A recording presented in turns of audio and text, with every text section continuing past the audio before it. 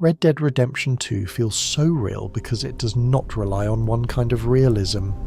It layers bodily weight, social response, historical pressure, landscape memory, sound, routine, moral consequence, and slow emotional change until the world begins to feel less like a constructed space and more like a place that has been patiently lived in. Its power is not only in accurate mud, weather, horses, guns, towns, or clothing. It is in the way those details gather around Arthur Morgan as he moves through the last days of a family that cannot admit it is dying. The result is psychological realism, the kind that persuades the senses before the intellect has time to organize the feeling. A boot presses into mud, a horse breathes in cold air, a campfire conversation trails off before the truth is spoken. The world does not shout that it is real. It behaves as if it has been there longer than Arthur and will continue after him. The first layer is physical resistance. Arthur Morgan is not a weightless instrument floating through a beautiful map. His turns have breadth. His hands take time, his shoulders carry fatigue, and almost every action seems to meet the world before it completes. A drawer scrapes open, a rifle is lifted with weight, a carcass has mass, a saddle creaks. A body lifted onto a horse looks heavy because it is treated as heavy. This friction is not always convenient, but it is emotionally persuasive. It tells the mind that Arthur is located somewhere, under gravity, weather, and effort. Many open worlds make movement feel frictionless because speed is easy to enjoy, but Red Dead Redemption 2 often chooses weight over ease. That choice quietly changes everything. A man who moves with weight can grow tired. A tired man can be pitied. A man who can be pitied can become real in a way a perfect action figure cannot. The year 1899 gives the story its deep melancholy before any single tragedy arrives. The Van der Linde gang believes it is running toward freedom, yet every train line, bank ledger, telegraph wire, newspaper office, fenced ranch, and government agent says that the old outlaw dream is narrowing. Realism here is historical pressure felt as atmosphere. The landscape still looks immense, but the available future is shrinking inside it. That contradiction makes every ride feel haunted. The horizon is wide, the horses are strong, the camp still sings, and yet the age itself has already begun closing doors. The world feels convincing because it does not wait for Dutch or Arthur to understand it. History is already moving steadily and without apology. The gang can rob a train, but it cannot rob the future of its direction. The tragedy begins in that mismatch between how large the land appears and how little room is truly left. The camp works because it behaves like a troubled family rather than a simple headquarters. At Horseshoe Overlook, Clemens Point, Shady Bell, Beaver Hollow, and the other temporary homes, people drift in and out of conversation, complain about chores, laugh near the fire, ask for supplies, sing when the night is kind, and fall silent when losses change the air. The emotional realism comes from low stakes repeated often. A greeting, a passing insult, a song from a tent, a child near the wagons, a stew pot being tended, a donation box waiting by Dutch's quarters. All of it tells the nervous system that this group has life between the dramatic scenes. The camp is not only where the story pauses, it is where attachment forms. That is why its decay hurts. A place must first feel habitable before its failure can feel like grief. Arthur's journal gives the whole experience a private interior, and this point deserves to be held once with enough care to last. His drawings are not grand declarations, they are patient acts of attention. He sketches animals, buildings, strangers, plants, and passing sights as if the world is worth preserving, even while he helps damage it. His notes can be blunt, ashamed, amused, tender, or tired, and that range matters. A man who writes and draws after violence becomes harder to reduce to violence. The journal suggests an inner witness who is not always proud of the outer life. Opening those pages can feel strangely intimate, like finding proof that Arthur has been thinking in the quiet spaces between gunsmoke, dirty work, and Dutch's speeches. The journal does not absolve him. It reveals that his conscience has been awake longer than his life allowed him to admit. The landscape is not merely beautiful, it has moods that alter the body's imagined pace. Snow at Coulter presses down on movement and makes survival feel immediate. The heartlands open the chest with grass and sky, giving the gang's early hope somewhere to breathe. Lemoyne makes heat feel sticky, old, and socially poisoned. Roanoke Ridge tightens around the road with trees, fog, and unease. The largest city compresses breath with smoke, crowds, brick streetcars, and police. Each region carries a different psychological temperature, so travel becomes more than distance. It becomes adjustment. The mind begins to remember where it felt calm, where it felt watched, where the horse slowed, where the road became swampy, where town lights promised safety but delivered suspicion. A convincing world is often a world with regional memory, and Red Dead Redemption 2 gives its places emotional climates, not just visual identities. Sound does a great deal of invisible work. Hooves change character across mud, bridge, stone, shallow water, and dry road. Campfire songs rise without needing to become a spectacle. Wind moves through grass, insects thicken the night, and a far train whistle can make the map feel larger than the visible path. Silence is equally important. Silence can be a valley before dawn, a room after an argument, or a ride where the only company is leather, breath, and weather. The game trusts quiet because it understands that a world cannot feel real if it is constantly explaining itself. A creek can speak softly, a wagon can groan, a horse can snort at nothing obvious. These sounds do not simply decorate the scene, they create continuity. They imply that the world is producing life even when no mission is asking for attention. The interaction system makes strangers feel socially present. A greeting is not only a command, it becomes a tiny social test. A passerby may answer warmly, shrug, threaten, mock, panic, or ask Arthur to stop staring. A shopkeeper may remember trouble. A lawman may watch a little too closely. The important illusion is not that every person has endless depth, but that the world notices being touched. Human beings are tuned to social feedback, and the game feeds that instinct with small reactions. The result is a world that feels inhabited because people push back. Even a brief exchange on a muddy street can make a town feel awake. This is psychological realism at the smallest scale.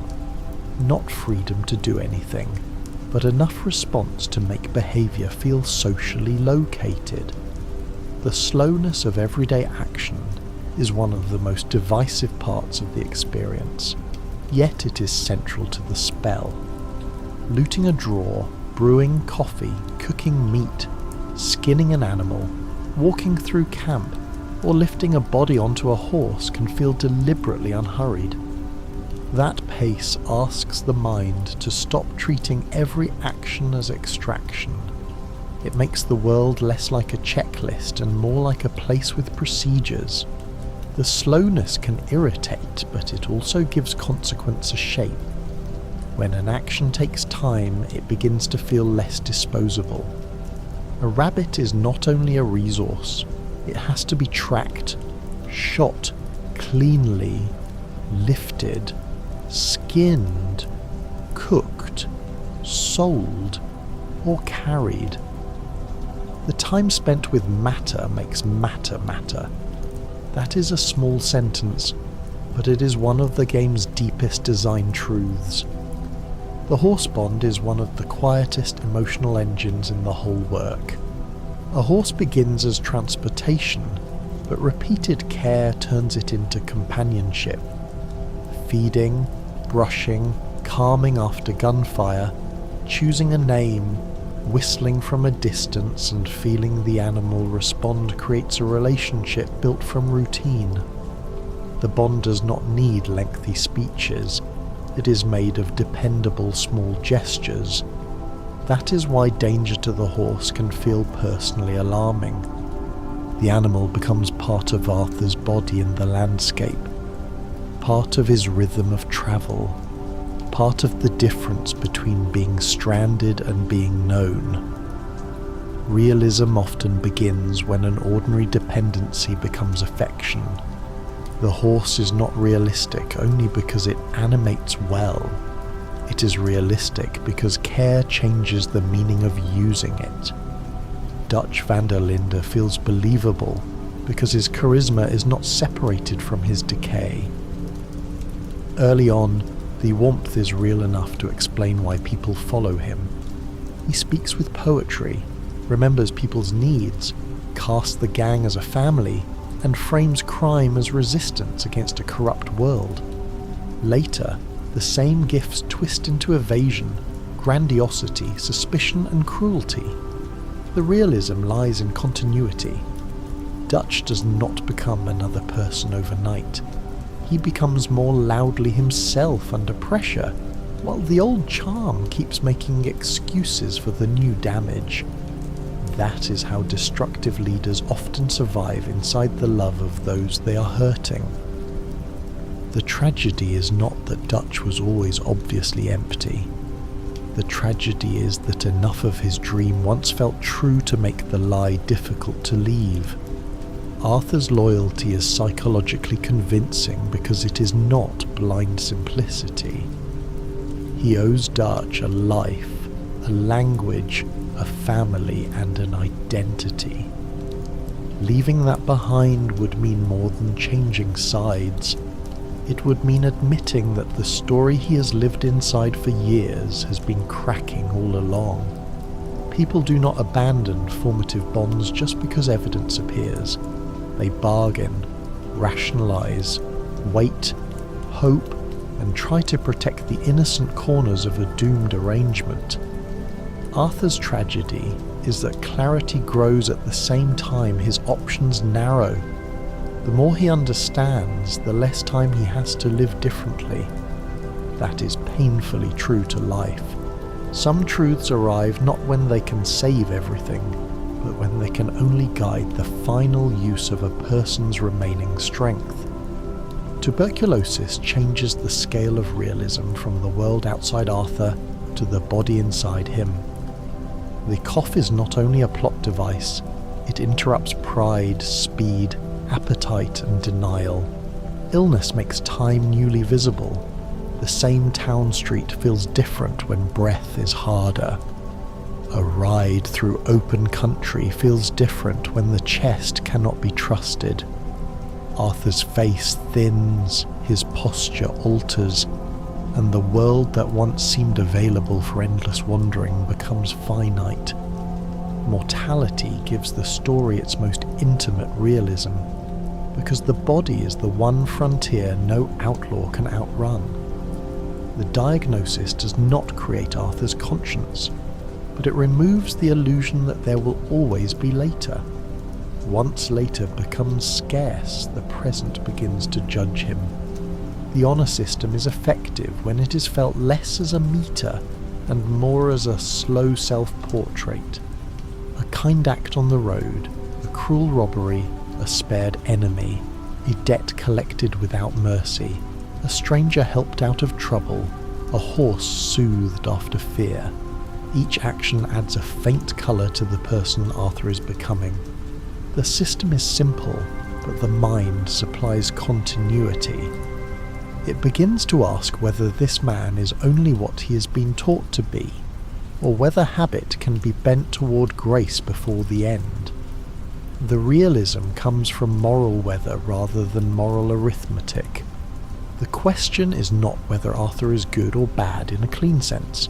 The question is which way his remaining life is leaning.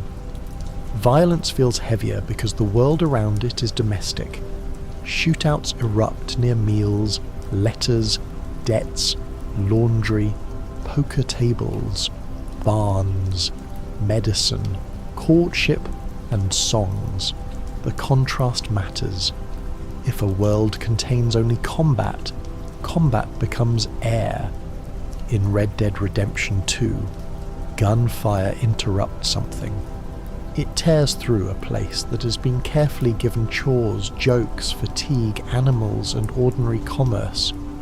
That surrounding texture makes violence less abstract, even when the action itself is cinematic. A body falling in mud means more when the mud was already part of a living road.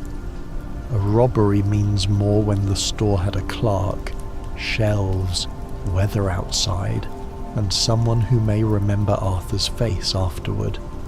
St. Denis is one of the strongest psychological turns because it makes modernity physical, and this is the place to say it fully so it never needs to be reintroduced later. The city is crowded, loud, smoky, and layered with class.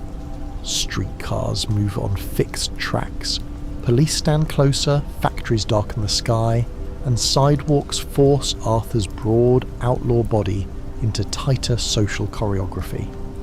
After long open rides, St. Denis can feel almost invasive. That is exactly the point. Civilization is not presented only as law and progress. It is presented as compression. The city teaches the body to move differently, and that shift makes the changing century feel real.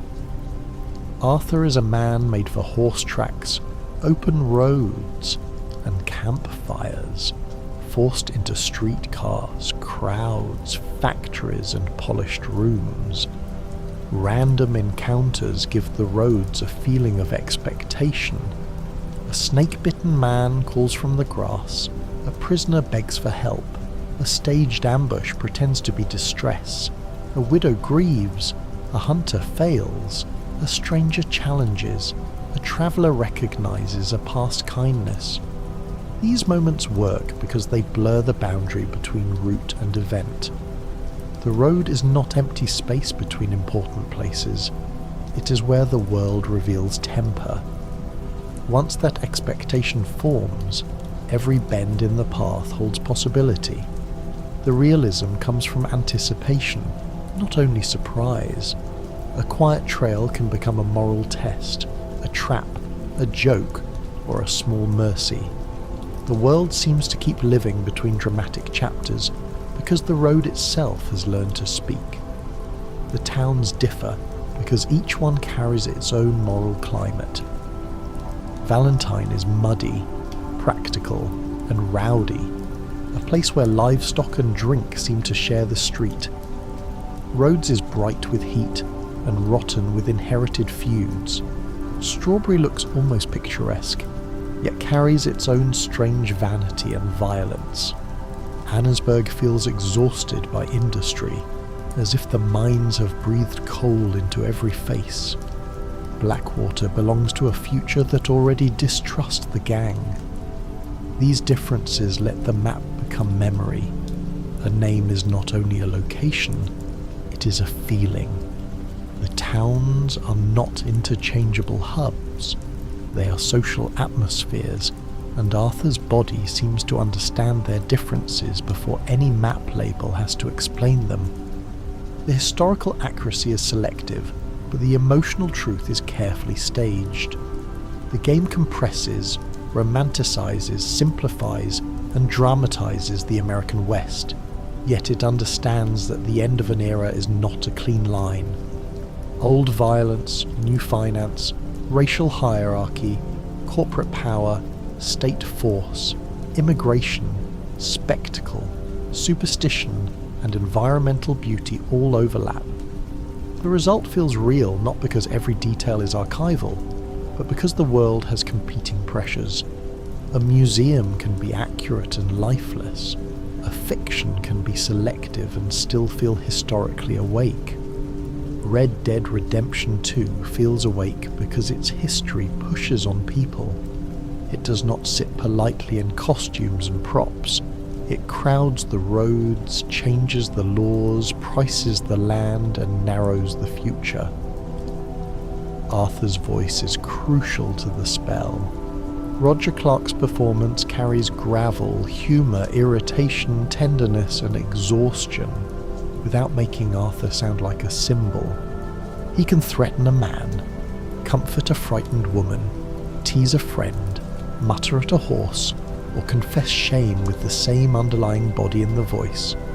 Consistency across those tones makes the character feel inhabited. Many stories tell us a hardened man has a softer core. Red Dead Redemption 2 lets that softness leak through rhythm, breath, hesitation, and the weary courtesy Arthur sometimes offers even when he expects nothing in return. The voice makes contradiction audible. It lets a violent man sound tired of violence before he is ready to say so. The gang's decline is shown through atmosphere before it is explained through plot, and this is its complete shape. Early camps have air in them. People sing, complain, flirt, drink, argue, and hope. Later camps feel tighter. Conversations sharpen, laughter thins. Dutch's tent becomes less like a centre and more like a stage, and people begin speaking as if every sentence might be overheard by betrayal. The decline works because the group first felt socially alive. Without the earlier warmth, the later coldness would be only mood lighting. With the warmth established, every silence becomes evidence. The camp does not need a single announcement that it is dying. The felt truth remains. The room knows before everyone admits it. Micah Bell works because he changes the emotional temperature around him. He does not need hidden complexity to be effective. His purpose is corrosion. He rewards cruelty, mocks hesitation, flatters Dutch's paranoia, and makes selfishness sound like strength. The realism is social rather than mysterious. One person can make a group worse by giving its worst impulses permission. Micah does not create every fracture in the gang, but he knows how to widen them. Around him, distrust becomes easier to speak. Around him, Dutch's insecurity finds an audience. Around him, Arthur's old loyalty becomes harder to defend. He is frightening because he does not have to be deep to be destructive. Some people ruin rooms simply by teaching others to enjoy their ugliest thoughts. The Pinkertons and larger institutions make the gang's doom feel impersonal. Milton and Ross are not simply villains chasing outlaws. They represent a new order with patience, paperwork, informants, rail access, political legitimacy, and corporate backing. The gang lives by movement, charisma, improvisation, and the fantasy that another score will open the world again. The institutions live by pressure. That mismatch makes the ending feel inevitable without making it emotionally simple. Arthur may be guilty, and the people hunting him may still represent a cold, self-serving kind of order. The story feels mature because guilt does not make power innocent. The law can be correct about the gang's violence while still serving a future that is not just. Hunting and fishing slow the story into a different kind of attention. Tracking an animal, reading prints, choosing the right weapon, waiting for a clean shot, or sitting beside water with a fishing line gives the world a life outside crisis. These activities can be peaceful, but they are not empty. They teach patience, dependence, and the cost of taking from the land. Arthur's body becomes part of the ecosystem rather than only a rider crossing it. The game treats animals not merely as collectibles but as presences with habitat, behaviour, quality and consequence. A clean kill matters. Waste feels ugly. The realism is not only in how animals move, it is in how attention changes when the land is treated as something other than scenery. The cinematic grandeur does not break realism because it is surrounded by plainness. A ride under storm clouds, a mountain view, a sudden shaft of light, or a sunset over the plains can feel enormous because the game has also made time for mud, hunger, chores, awkward conversations, tired horses and boring roads. Beauty is not constant spectacle. It arrives between labour and violence, which makes it feel earned rather than decorative. The world can be breathtaking without becoming false because its beauty has not been cleaned of difficulty. A storm can be majestic and inconvenient. A sunrise can be gorgeous and arrive after a night of fear. The landscape becomes convincing because it refuses to be only one emotional thing. The occasional tension between open freedom and mission structure is part of the realism too. Arthur may wander, hunt, gamble, fish, and help strangers, but when the gang calls, duty narrows the path. That is emotionally fitting. People often experience life as a mixture of open possibility and binding obligation. Arthur's world is large, yet his loyalties keep pulling him back into a smaller shape. The story does not need total freedom to feel real. In fact, total freedom would betray Arthur's condition. He is a man with habits, debts, leaders, fears, and people depending on him. The map may be wide, but his identity is not. That friction between range and obligation is one of the reasons wandering never feels completely weightless. Empathy grows through routine more than instruction. The game does not simply tell us that Arthur has goodness inside him. It lets that goodness appear through repeated chances to help, spare, comfort, remember, and regret. The transformation is quiet enough to feel believable.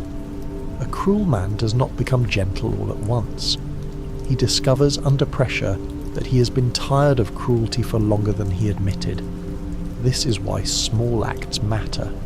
A stranger helped on the roadside, a frightened woman treated with care, a horse calmed after danger, a debtor seen as a human being rather than a task. These moments gather until they form a new direction. Not a clean soul, but a soul turning. The epilogue shifts realism from outlaw intensity to repair. John building a home is slower than a robbery and less glamorous than a final ride. But it matters because repair is usually repetitive. Fences, boards, chores, debts, marriage, parenting, and honest work do not create instant peace. They create a practice of trying. Beecher's hope feels real because its hope is made from labour rather than speeches. The house-building sequence is warm because it lets hope become physical. Boards have to be lifted. Nails have to be driven. A family has to decide again and again whether staying is possible. The epilogue proves that Arthur's sacrifice did not create a fairy tale. It created a chance, and a chance still has to be worked for. Redemption in the story is not a clean washing away. Arthur cannot become innocent. John cannot become untouched by his past. Sadie cannot become unhurt. The realism is that better choices arrive inside damaged lives. A person can turn toward mercy late and still have the lateness matter. This story's grace is not purity, it is direction. Arthur's final acts matter because they spend his remaining strength differently from how he spent much of his life. That distinction is enough, and the game is wise not to make it more than enough. Redemption is not escape from consequence. It is the moment when consequence no longer gets to decide every future choice. Food, clothing, grooming, temperature, and bodily upkeep are modest details, but they help the world feel grounded. Arthur changes clothes for weather, grows hair, eats, drinks coffee, sleeps, gains and loses bodily presence, and carries visible fatigue. These systems remind the mind that the character is not only a narrative function, he is a body under conditions. A cold mountain requires a coat. A long ride requires provisions. A man can look worn down because time and environment have touched him. The details do not all need to be dramatic. Their power lies in making the body continuous. Arthur does not reset to a neutral state after every scene. He carries dirt, hair, hunger, illness, and age with him.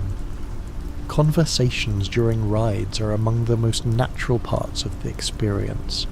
People talk because the road is long, because silence would become heavy, because jokes cover fear, because memory rises when the horse knows the way. The pacing of those talks gives relationships room. A confession can arrive between destinations. A small insult can carry affection. A quiet line can linger longer than a cutscene.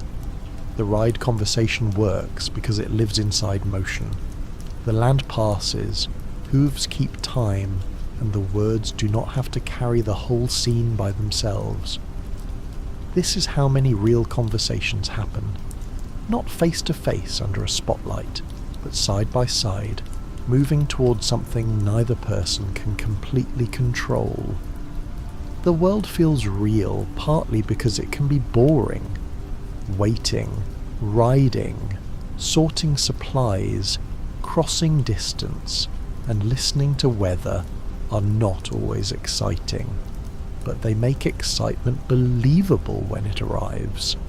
Real places contain stretches where nothing dramatic happens. The game trusts that stillness can deepen attachment. A world that is always entertaining can start to feel artificial. A world that sometimes simply exists can feel remembered. Boredom here is not emptiness. It is space. It gives the mind time to settle into the rhythm of the place. Then, when danger appears, danger interrupts an established calm rather than filling a vacuum. Stranger missions often reveal softer versions of Arthur than the main plot has room to show. He helps odd people, lonely people, foolish people, grieving people, and people who will never understand him fully. These encounters matter because they let kindness happen away from the gang's expectations. Arthur can be more than Dutch's son, more than an outlaw, more than a dying man. For a few minutes he can simply answer a human need in front of him. Some of these people are ridiculous, some tragic, some comic, some almost dreamlike. Their variety makes the world socially textured, but their deeper purpose is to give Arthur moments where he is not performing usefulness for the gang. He is choosing who to be in the open air. Newspapers, shop catalogues, advertisements, theatre acts and overheard lines give the world public texture. They show what the era thinks about itself. Progress, spectacle, race, science, medicine, crime, politics and manners. Some of it is funny, some is ugly. All of it helps the world feel as if it contains opinions beyond Arthur's immediate circle. A convincing society needs background voices. It needs bad jokes, foolish products, public myths, false cures, theatre crowds, and papers that turn violence into print. These details keep the story from feeling sealed inside the gang's concerns. The Sentry has a voice too, and it speaks in headlines, posters, advertisements, and casual prejudice. The women in the gang help keep the community from feeling like a simple band of gunmen, and this is the full place to hold that thought. Abigail's fear, Tilly's alertness, Mary Beth's imagination, Karen's pain, Susan Grimshaw's discipline, Molly's loneliness, and Sadie's transformation all reveal different costs of life inside Dutch's orbit.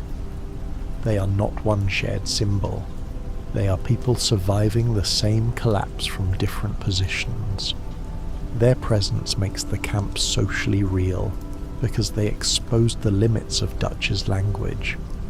Family sounds different when spoken by the people who cook, mend, negotiate, grieve, protect children, absorb danger, and watch men call recklessness freedom. The camp is alive because its labour and feeling are not carried by one kind of person. Arthur and Mary Linton carry a quieter realism of missed timing, and this point does not need to return later if it is said completely here.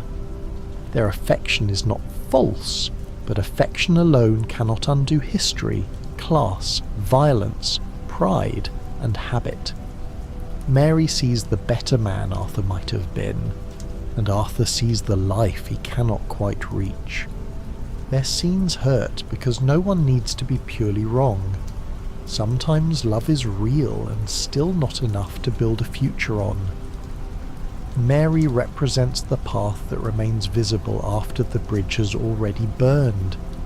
Arthur's tenderness around her is painful because it reveals that the outlaw role never consumed every part of him. Some softer self survived, but not in time to live there. The debt collection missions become more disturbing as Arthur's self-awareness grows, and this is the only time that moral fever needs to be named. Early on, debt work can feel like another ugly duty. Later, it becomes a mirror.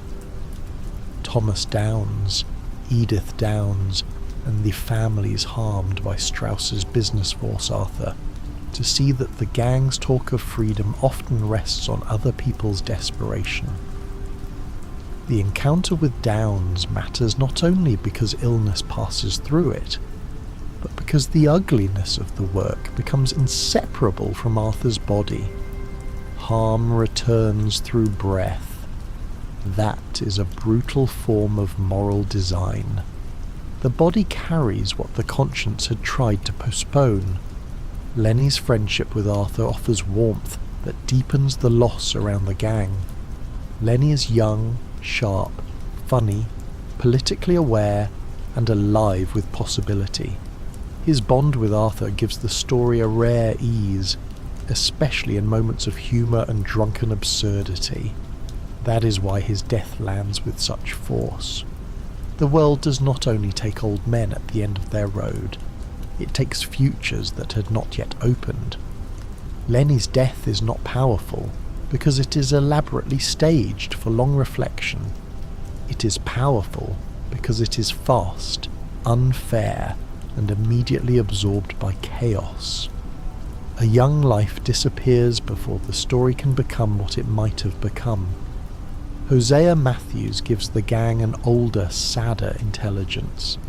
He understands people, scams, and Dutch better than most, and his presence helps balance Dutch's theatrical certainty. When Hosea is gone, the gang loses not only a planner but a regulating force. The realism is social. Remove one stabilizing person from a fragile group, and every remaining weakness grows louder. Hosea's death matters because it alters the chemistry of the camp. Dutch becomes less checked. Arthur becomes more isolated. The old humour thins. It is not only a character loss, but a structural loss. The removal of one of the last voices capable of making the family hesitate before following Dutch into disaster. The Guarma chapter feels strange because it violently dislocates the story, and that dislocation has psychological value when understood once. Arthur is pulled away from the familiar map, familiar horse, familiar routines and familiar illusions. The tropical setting feels almost feverish, as if the gang's dream of escape has been thrown into another colonial nightmare. Even if the chapter jars, it reinforces the sense that Dutch's plans do not lead to freedom. They lead to new forms of exploitation and panic. Guarma is not a vacation from the main tragedy. It is the tragedy stripped of home, showing that the gang carries its sickness with it. There is no promised land waiting beyond the map's edge.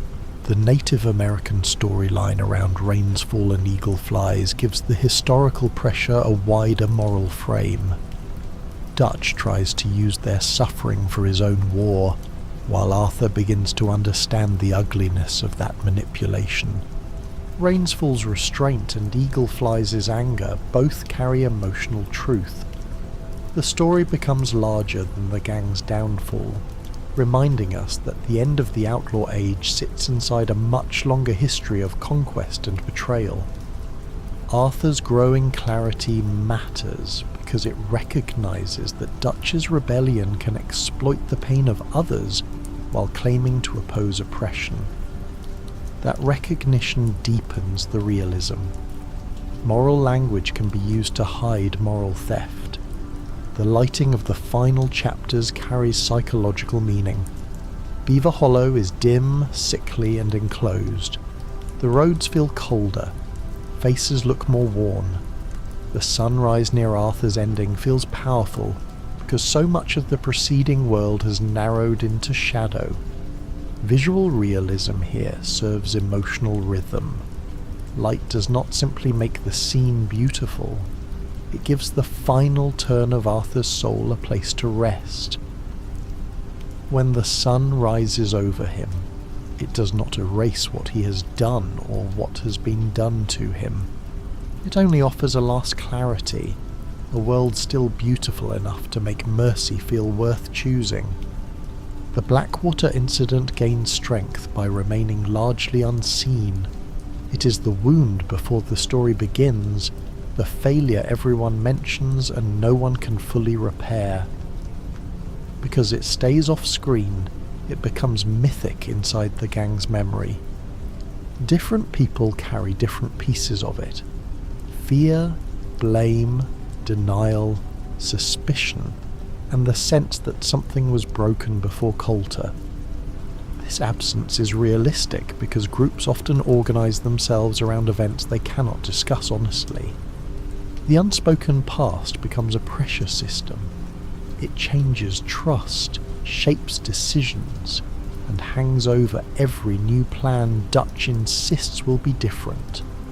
The economy of the gang is another source of realism because money functions as both practical need and emotional excuse. Dutch keeps saying one more score will solve everything. The camp ledger asks for contributions. Strauss turns desperation into income.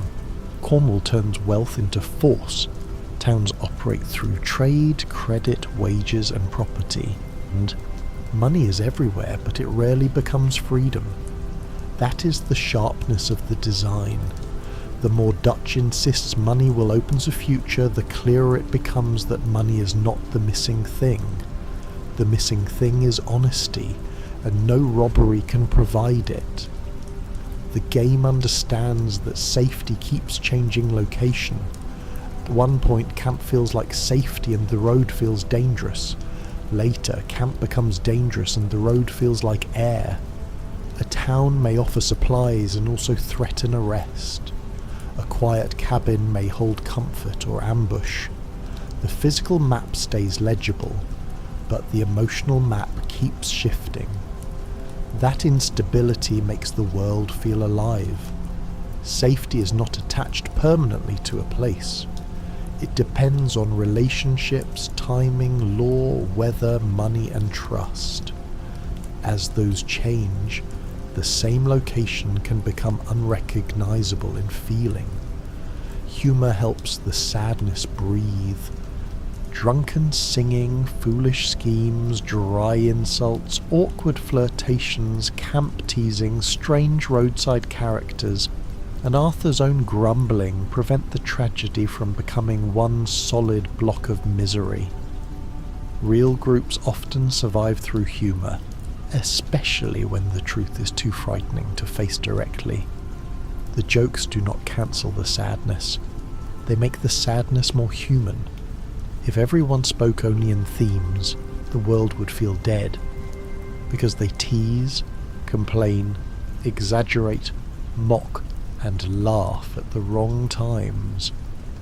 The characters feel like people trying to stay warm while the roof is already leaking.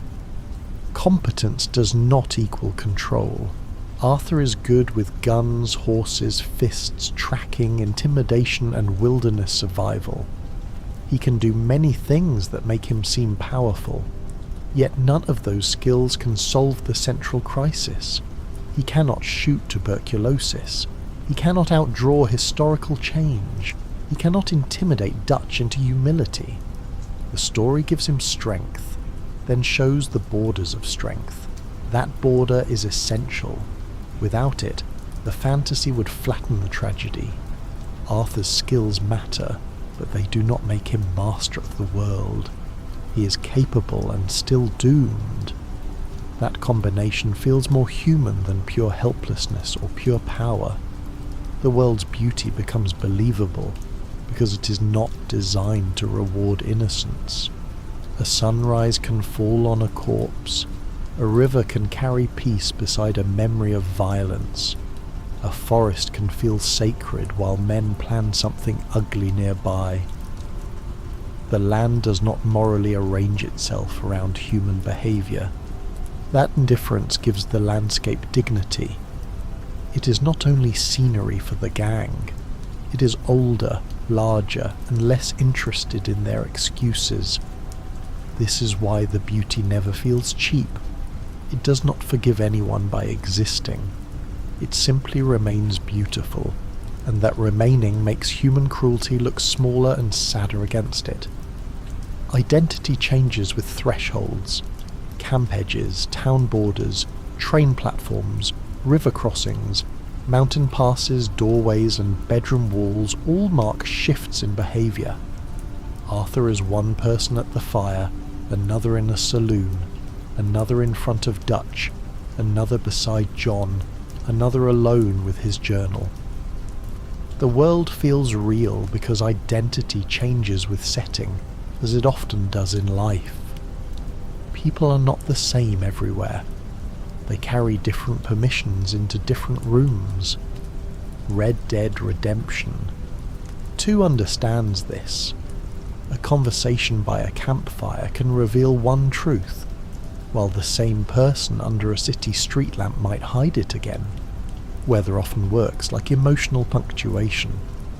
Rain can make a ride feel mournful. Fog can make a road feel uncertain. Snow can turn survival into effort. And warm light can briefly make the world seem forgiving. The weather does not explain the story, but it tunes the body toward it. That tuning is part of the reason the world feels less like a stage and more like a climate. A mission in clear light does not live in the mind the same way as a mission through mud or mist. Weather gives memory texture. It helps the mind remember not only what happened, but how the air felt around it. The realism of the ending depends on how little it tries to make Arthur perfect. He can be noble without being innocent. He can be brave without being clean. He can give John a future without repairing every wound behind him. The story does not pretend that one final act balances every harm. It only shows a man turning, with the time he has left, toward the best thing still reachable. That restraint is why the ending works. A saint would be easier to mourn, but less interesting to understand. Arthur remains guilty, tired, frightened, tender, and brave at once. The mixture is the point. What remains after the long ride is not only the memory of a plot, it is the memory of being made to slow down enough to feel consequence. The story asks for patience, and then rewards patience with attachment. It makes the road long enough that the destination can hurt. It makes the camp alive enough that its collapse can wound. It makes Arthur human enough that his last choices can feel like something more than ending. The realism is not only seen, it is learned through duration. By the end, the mind has kept company with the world long enough for goodbye to feel personal. The final psychological truth is that Red Dead Redemption 2 lets beauty survive without letting beauty excuse anything. The landscapes are breathtaking, but they contain greed, racism, illness, poverty, violence, and displacement. The gang can be loving, but it is also predatory. Arthur can be tender, but he has done harm.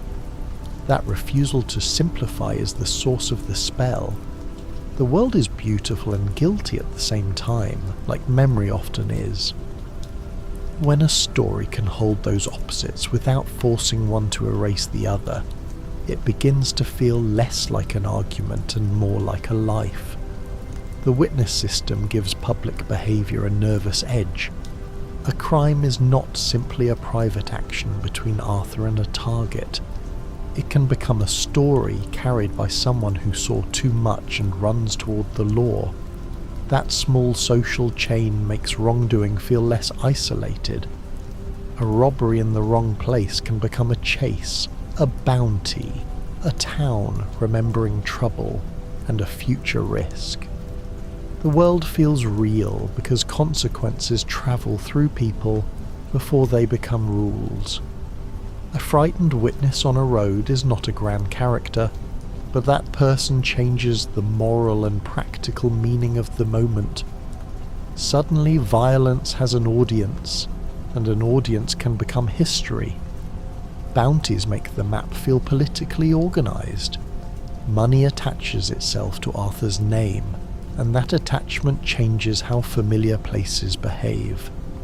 A town that was once a stop for supplies can become a place to avoid. A road can become a line of exposure. Bounty hunters can arrive as reminders that actions do not remain sealed inside the mission that produced them. This system does not need to be perfectly realistic to feel psychologically effective. It makes the world less forgetful. The past follows with a price tag, and that price tag turns memory into pressure. The trains are one of the clearest symbols of the changing century. They cut through wilderness with schedules, cargo, passengers, mail, guards, and money. To the gang, a train can be an opportunity. To the world, it is infrastructure. That difference matters. Robbing a train feels thrilling because the gang interrupts modern order for a moment, but the train line remains. Another train will come. Another schedule will continue. The outlaws can disrupt the system, but they cannot become bigger than it. Every whistle in the distance carries that quiet warning.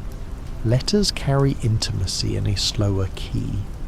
A letter can arrive from Mary, from family, from old ties, from people whose voices are not physically present. In a world of rides and gunfire, written words slow everything down. They ask Arthur to sit with memory instead of reacting to immediate danger. Letters feel real because they preserve relationships in absence. Someone has taken time to write, fold, send, and hope the words reach their target. That delay gives emotion a different weight. A letter can hurt precisely because it travelled so quietly. Graves are some of the most understated pieces of world memory. They do not shout, they wait. Finding a grave after the story has moved on makes loss spatial. The person is gone, but the map has kept a place for them. This is different from a cutscene or a line of dialogue. A grave turns memory into a destination, and visiting it becomes a private act of recognition. Red Dead Redemption too often understands that mourning is not only an emotion, it is a route someone can take through the world. Saloons feel alive because they mix appetite, danger and performance. They are places to drink, fight, gamble, listen, boast, hide and be seen. A saloon can be warm and threatening in the same breath. The piano might play while someone watches Arthur's hands too closely. A friendly drink can become a brawl. A card table can become a test of patience. These spaces make civilization feel human rather than abstract. They show that towns are not only buildings, they are rhythms of leisure, pride, boredom and sudden violence. Poker, dominoes and other table games contribute to realism by giving idleness structure. People do not only work, kill and flee. They pass time. They bluff, complain, wait for a card, lose a little money and sit with each other under low light. These activities make the world feel less optimized for drama. They give characters something to do when no one is saving or destroying anything. That matters because a real community is made partly from ways people spend time when nothing historic is happening. Theatre acts and public entertainment show the era looking at itself. A stage magician, a vaudeville performer, a singer, or a strange novelty act can seem like a diversion, but those diversions reveal what people find funny, impressive, scandalous, or profitable. The city becomes more convincing when it contains leisure that has nothing to do with Arthur's crisis. A performance inside a performance also deepens the theme of identity. Everyone in this world is acting a little. Dutch as prophet, Arthur as brute, society as civilized, and the theatre as honest about pretending. The barber and bathhouse details are quiet forms of embodiment. Hair grows, beards change, dirt gathers, and the body can be cleaned or styled. These details are easy to dismiss, yet they tell the mind that time has passed through Arthur physically. A face after a shave is not the same face as one after weeks on the road. A bath does not solve guilt, but it acknowledges the body. Realism often lives in these ordinary acts of upkeep, where a person briefly stops being an outlaw and becomes simply a tired body in warm water. Weapon maintenance turns violence into care of objects. Guns are not only extensions of will, they require cleaning, oiling, choosing, carrying, and familiarity. A poorly maintained weapon loses effectiveness, and that small fact gives the arsenal texture. The story's violence becomes more grounded because its tools are treated as tools, not magic. A revolver has history in the hand, a rifle has weight, a shotgun carries a particular kind of threat. The weapons feel real because they belong to routines as much as battles. Clothing carries social and environmental meaning. A heavy coat in snow, rolled sleeves in heat, a fine outfit in town, or rough gear on the trail all change how Arthur seems to inhabit the world. Clothes are practical, but they are also signals. They say where a person thinks they are going, what weather they expect, how much respectability they are pretending to carry, and how close they remain to the road. The world feels more believable when appearance is not fixed. Arthur can look like a hunter, a drifter, a gentleman, a criminal, or a dying man. and each image changes the emotional reading of his body. Stores and catalogues create a sense of material culture. Objects have names, prices, uses and styles. A tin of food, a box of ammunition, a tonic, a hat, a saddle, a rifle, or a pair of boots belongs to a whole economy of need and desire. The catalogue pages slow down consumption by making items feel selected rather than instantly summoned. This turns shopping into a small encounter with the period. People in 1899 did not live inside abstract menus. They lived among goods, advertisements, promises, and the hope that buying the right thing might make life easier. Photography appears throughout the world as a technology of memory. Portraits, studio images, scenic photographs, and collected pictures suggest an era learning new ways to hold the present still. This matters in a story about disappearance. The gang is vanishing, the frontier is vanishing, and Arthur himself is vanishing. A photograph cannot stop that. It can only preserve a surface after time has moved on. That fragile preservation matches the whole emotional structure of the game. So much of the experience feels like trying to remember something while it is already leaving. Architecture tells social history without needing explanation. Plantation houses, cramped cabins, industrial yards, city mansions, train stations, churches, barns, and government buildings all carry assumptions about power. A rich house teaches the body to move differently from a hunter's shack. A factory yard feels different from a chapel. The built environment becomes a record of labour, wealth, violence, and aspiration. Arthur moves through these spaces as someone who belongs fully to none of them. That outsider position lets the architecture speak. Churches and religious imagery add another layer to the moral landscape. The world contains sin, guilt, judgment, confession, and longing for grace, even when characters rarely speak in formal theology.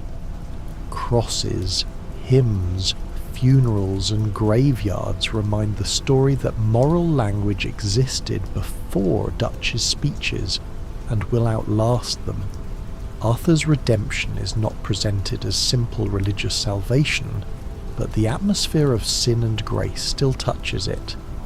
The final mercy feels larger because the world already understands the idea of a soul in trouble.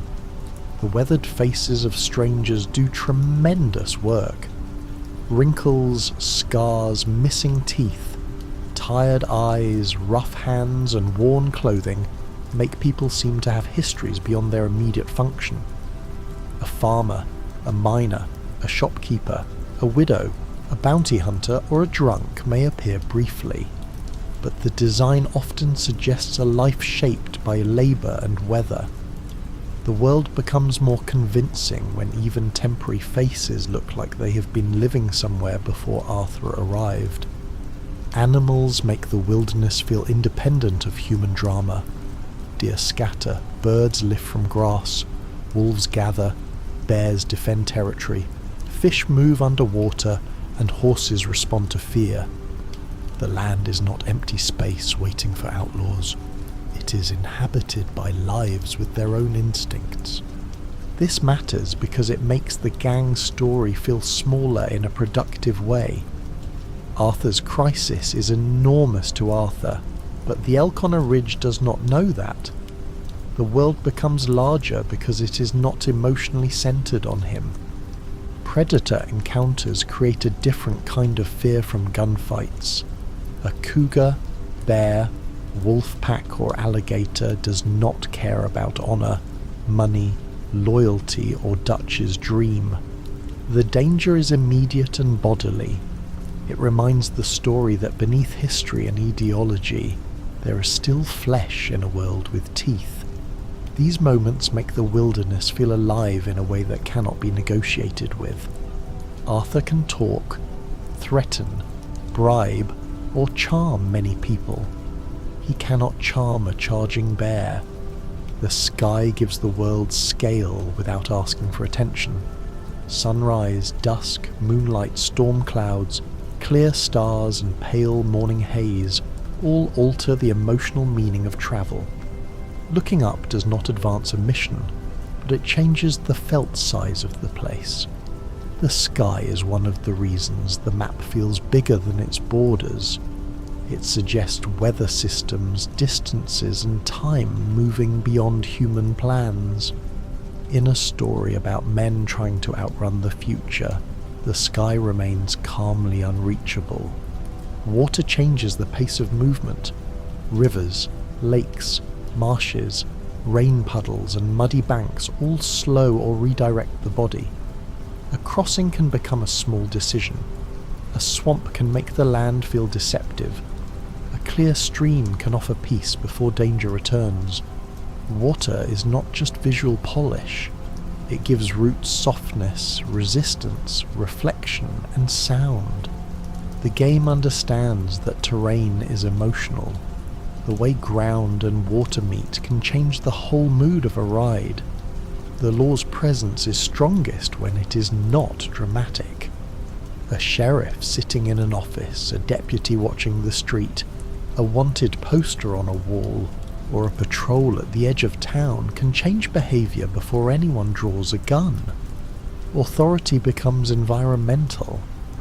This matters because the gang's doom is not only a sequence of confrontations, it is a gradual shrinking of spaces where they can move without being recognised, priced, or hunted. Law becomes air pressure. Newspapers turn private violence into public story. Events become headlines, rumours, moral judgments, and printed narratives. This is another way the century changes the gang. Reputation no longer travels only by campfire or word of mouth. It can be printed, circulated, archived, and used. Dutch wants to control the meaning of the gang's actions, but the modern world has its own storytelling machines. The newspapers remind us that history is not only what happens, it is what gets written down.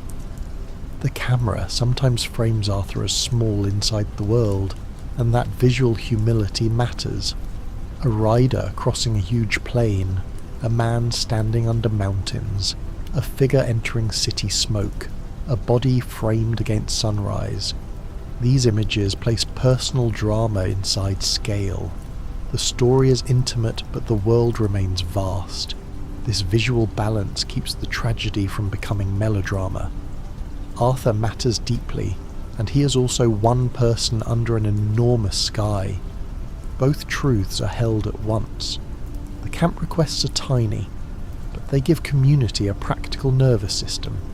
Someone asks for a book, a pipe, herbs, medicine, or a small keepsake. These requests are not epic, yet they create the sense that people have preferences, habits, aches, and memories. A family is not built only from dramatic sacrifices.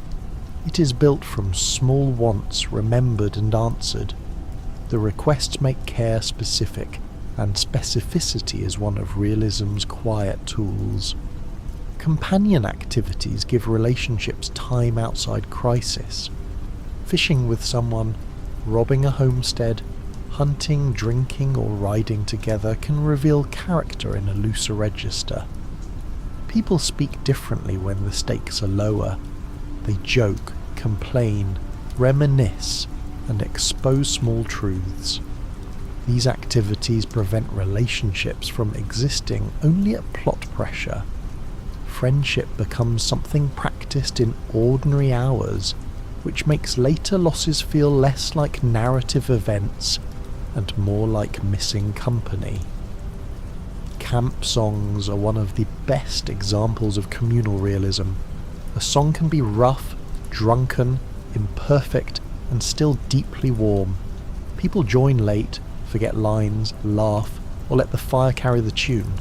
The music does not need polish because its function is belonging. Later, when the camp feels colder, the memory of those songs becomes painful. The game earns that pain by letting the songs exist first as ordinary pleasure, not as obvious foreshadowing. The childlike presence of Jack changes the moral temperature of the camp. Adults may romanticize outlaw freedom, but a child among them makes the cost visible. Jack absorbs stories, dangers, absences, and examples before he can understand them. His presence turns the gang's future into a face. Arthur's care for him matters because it reveals a part of Arthur that wants the cycle to stop somewhere. A child in camp is not only innocence, he is inheritance, and inheritance is one of the story's quiet fears. Abigail's frustration is one of the most realistic emotional forces in the story. She has heard promises before. She knows the difference between a man wanting to change and a man changing. Her anger is not simply impatience, it is accumulated evidence. The story respects her by letting her demand more than sentiment. She wants safety, consistency, and a father for her child. In a gang full of speeches, Abigail's realism is practical. What will you do tomorrow and the day after that, when romance has worn off? John's early failures matter because they make his later attempts feel earned. He is not introduced as a ready-made family man. He avoids, hesitates, bristles, and disappoints. That makes Arthur's investment in him more complicated. Saving John is not saving perfection. It is saving possibility. The epilogue matters because John must prove that possibility through repeated effort. Redemption passed from Arthur to John becomes not a gift of innocence, but a burden of responsibility. Sadie Adler's transformation carries both power and unease. She survives horror, refuses passivity, and becomes formidable, but the force that drives her is grief sharpened into motion. The story does not make her strength simple. It is liberating and frightening, necessary and costly. Sadie is compelling because she does not return to who she was, and the world offers no gentle path for who she becomes. Her realism lies in the fact that survival can create strength without creating peace. Charles Smith offers a steadier moral presence.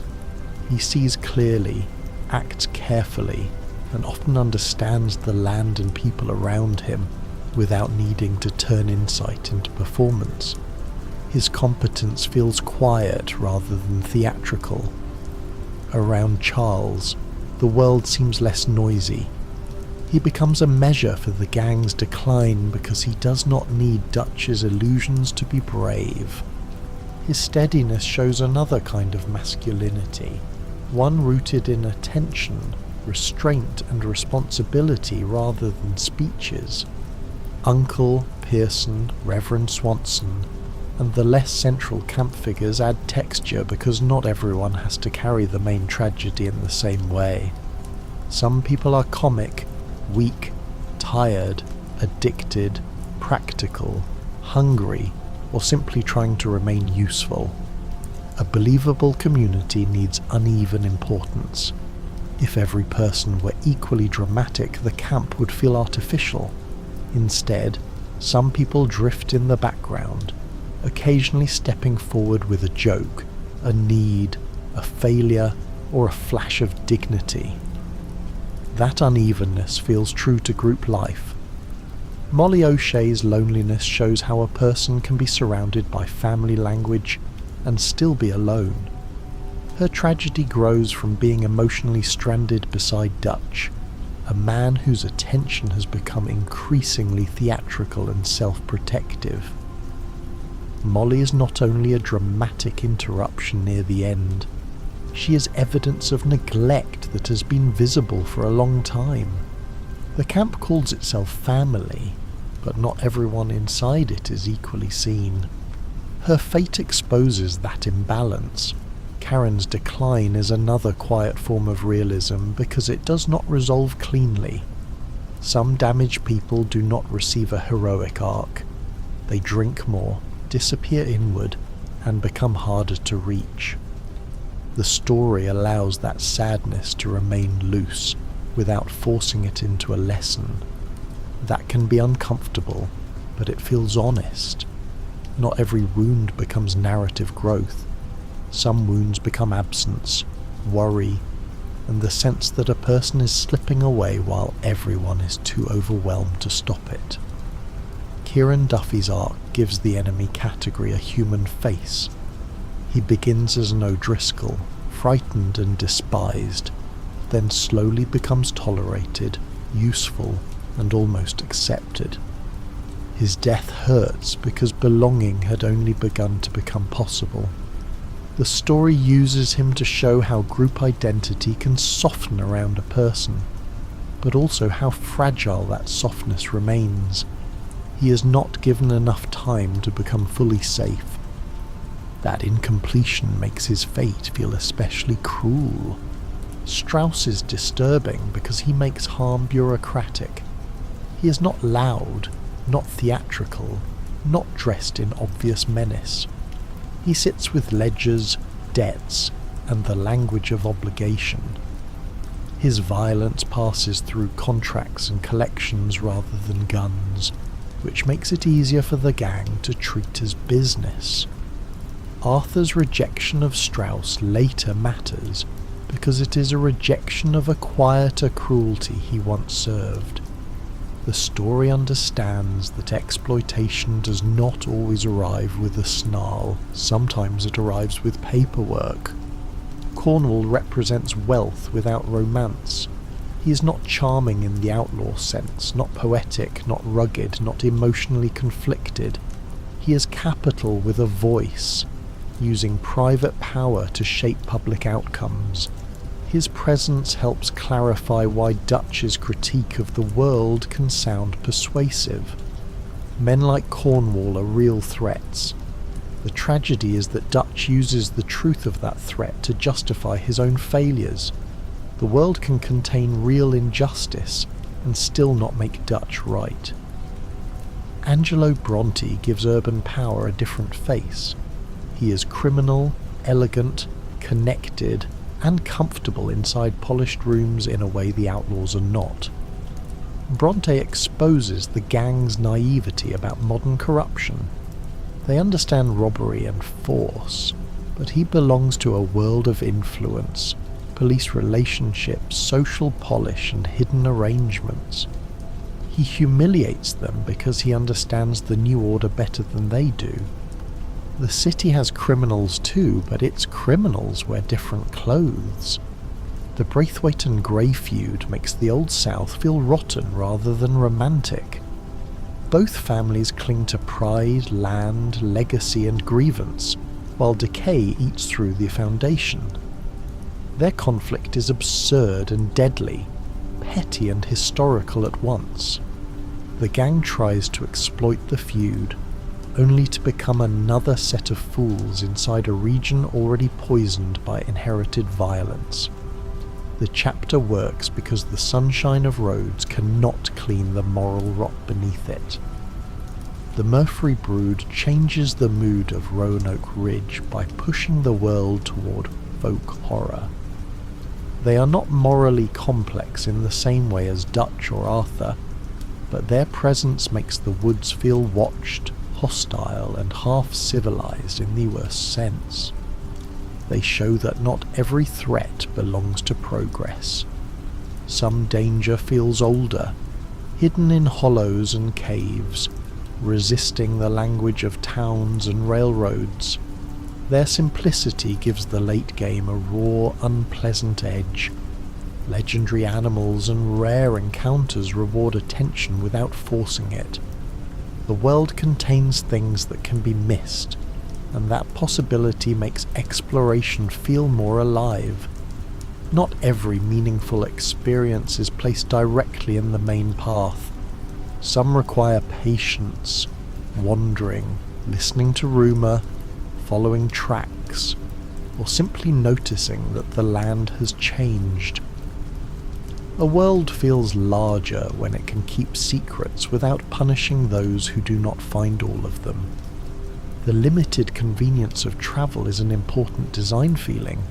Trains, stagecoaches, cinematic riding and camp upgrades can ease movement, but the game still wants distance to remain meaningful.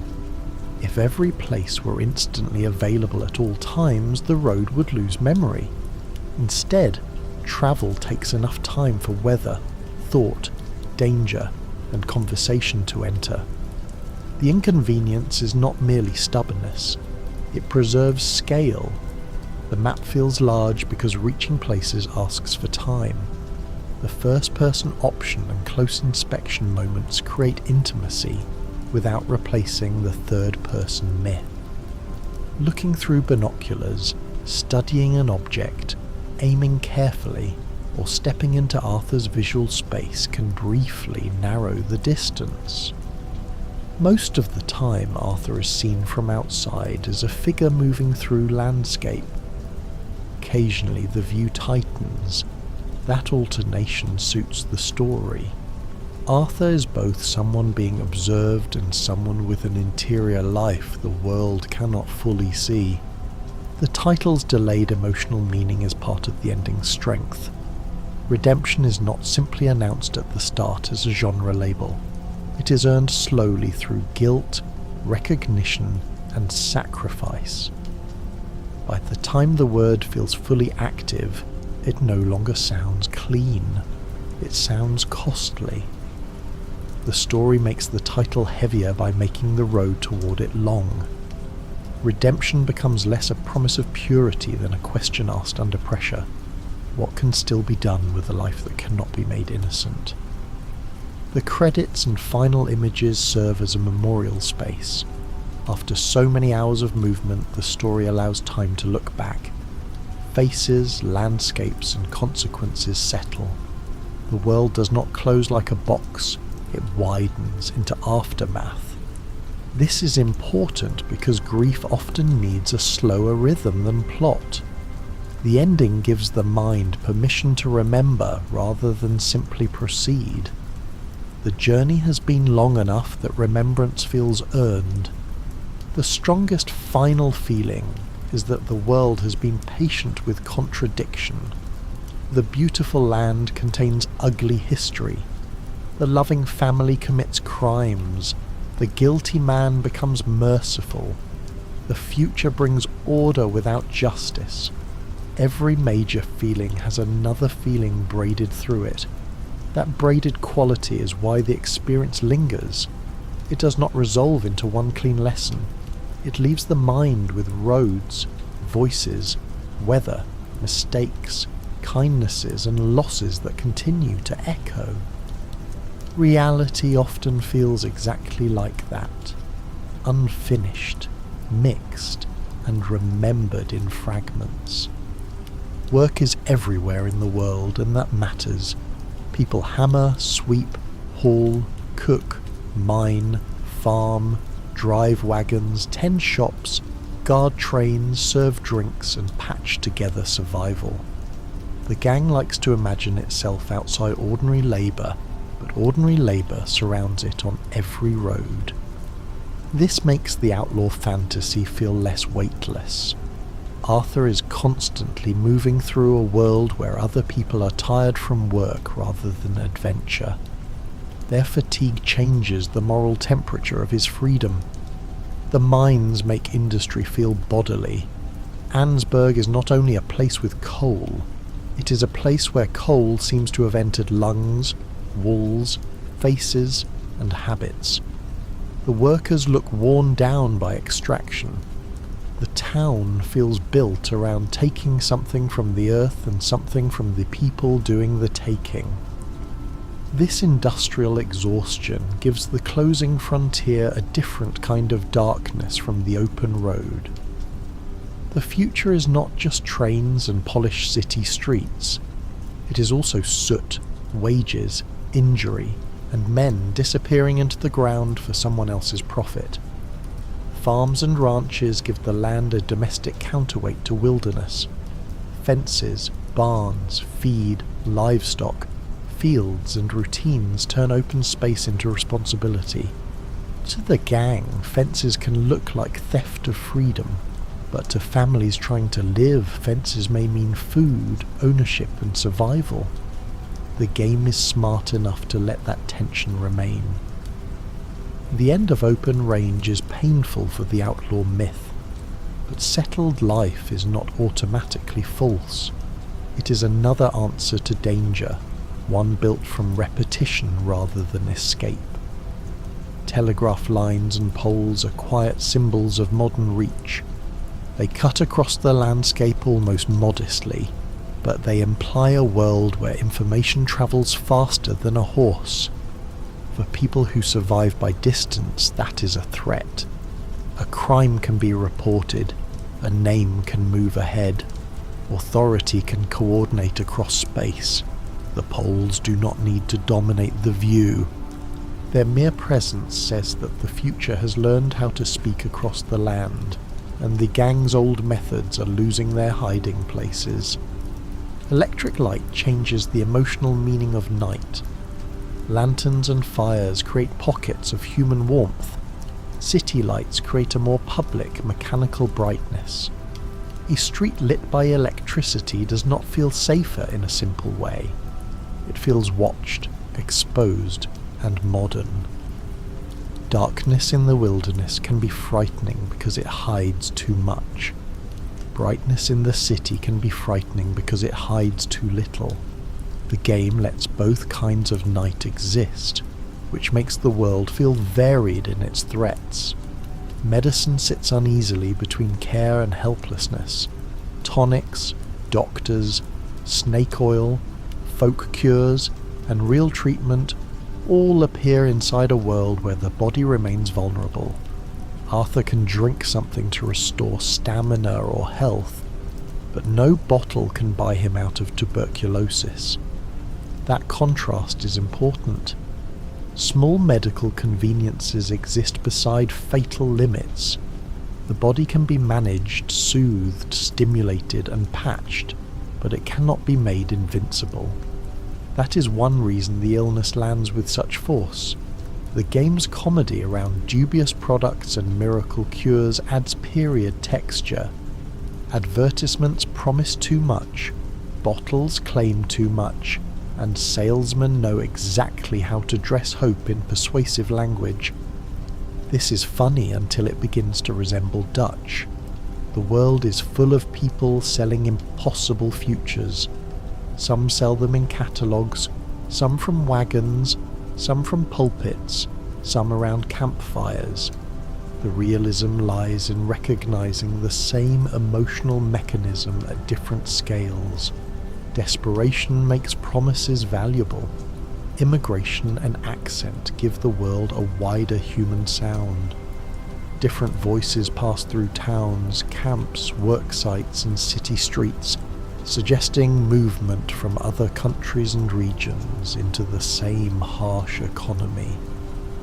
These voices do not always receive full stories, but they widen the sense of society.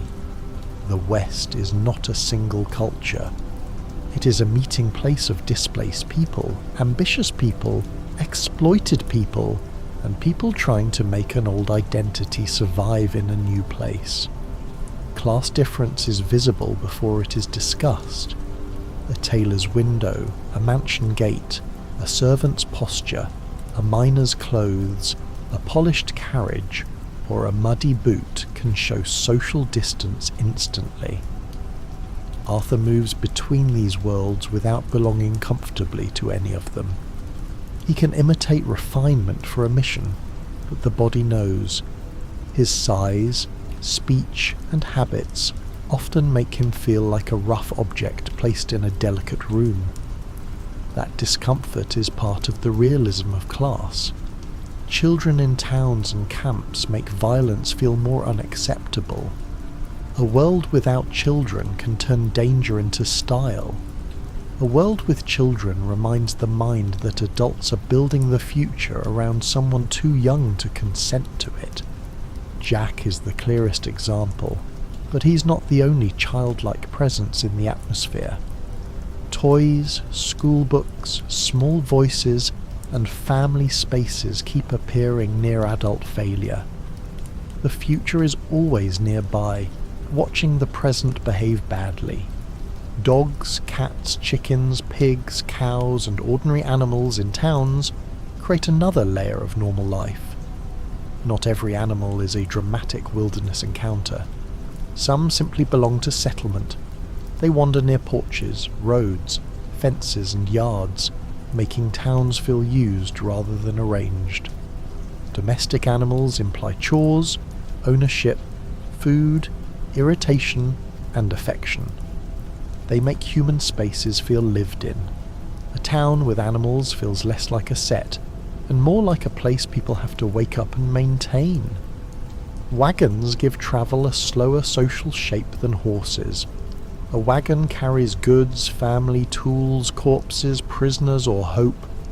It moves with weight and vulnerability. When a wagon breaks, the road becomes a problem. When one is robbed, the theft feels like a disruption of ordinary survival.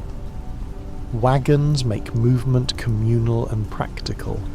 They remind the story that transportation is not only speed. Sometimes it is burden, cargo, and the fragile attempt to bring a life from one place to another. Bridges are small but meaningful thresholds. Crossing a bridge can change region, law, weather, or mood. It can expose Arthur on a narrow path or give a view of water and distance. Bridges are built promises that the world can be connected, but they also create choke points where danger can wait. The game uses them quietly, as part of the ordinary grammar of travel. A bridge says someone tried to make movement easier, and someone else may try to exploit that ease. The map's hand-drawn quality matters because it feels like knowledge being made rather than knowledge already complete. Roads, rivers, landmarks, and labels appear with an old-world tactility. This is not a glowing modern interface inside the fiction of the era. It resembles paper, ink, memory, and rote learning. The map becomes part of the period feeling, not only a navigation tool. It suggests that the world is known through travel and annotation, not instant certainty. Names carry atmosphere. Valentine, Strawberry, Horseshoe Overlook, Beaver Hollow, Shady Bell, Roanoke Ridge, Big Valley, and the Grizzlies all feel different in the mouth. Some names are pretty, some harsh, some historical, some ironic after what happens there. A good place name becomes a memory hook. The map feels real partly because its names do emotional work. They let places become almost characters without needing to speak. The game has a strong sense of approach.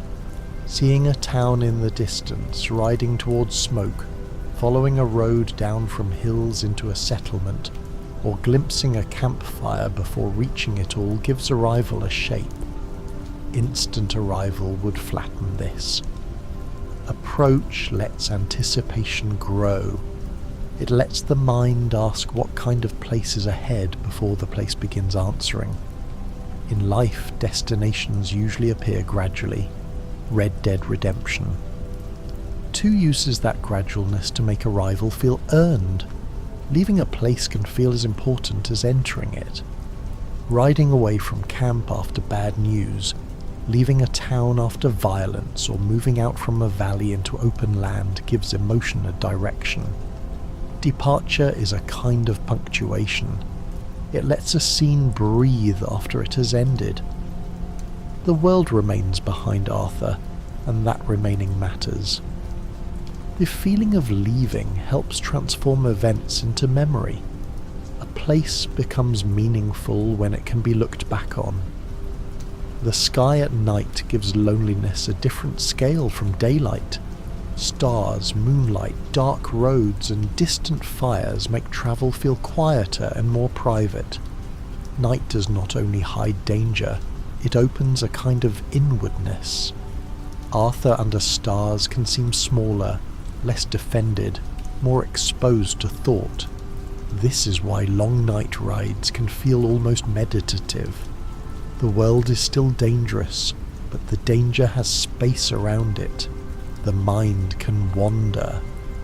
Campfire light changes faces. A character near daylight may look practical, busy, or guarded. The same character near fire can seem older, softer, or more haunted.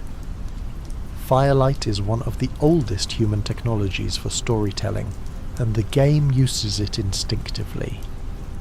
Around fire, people confess, sing, joke, drink, and remember.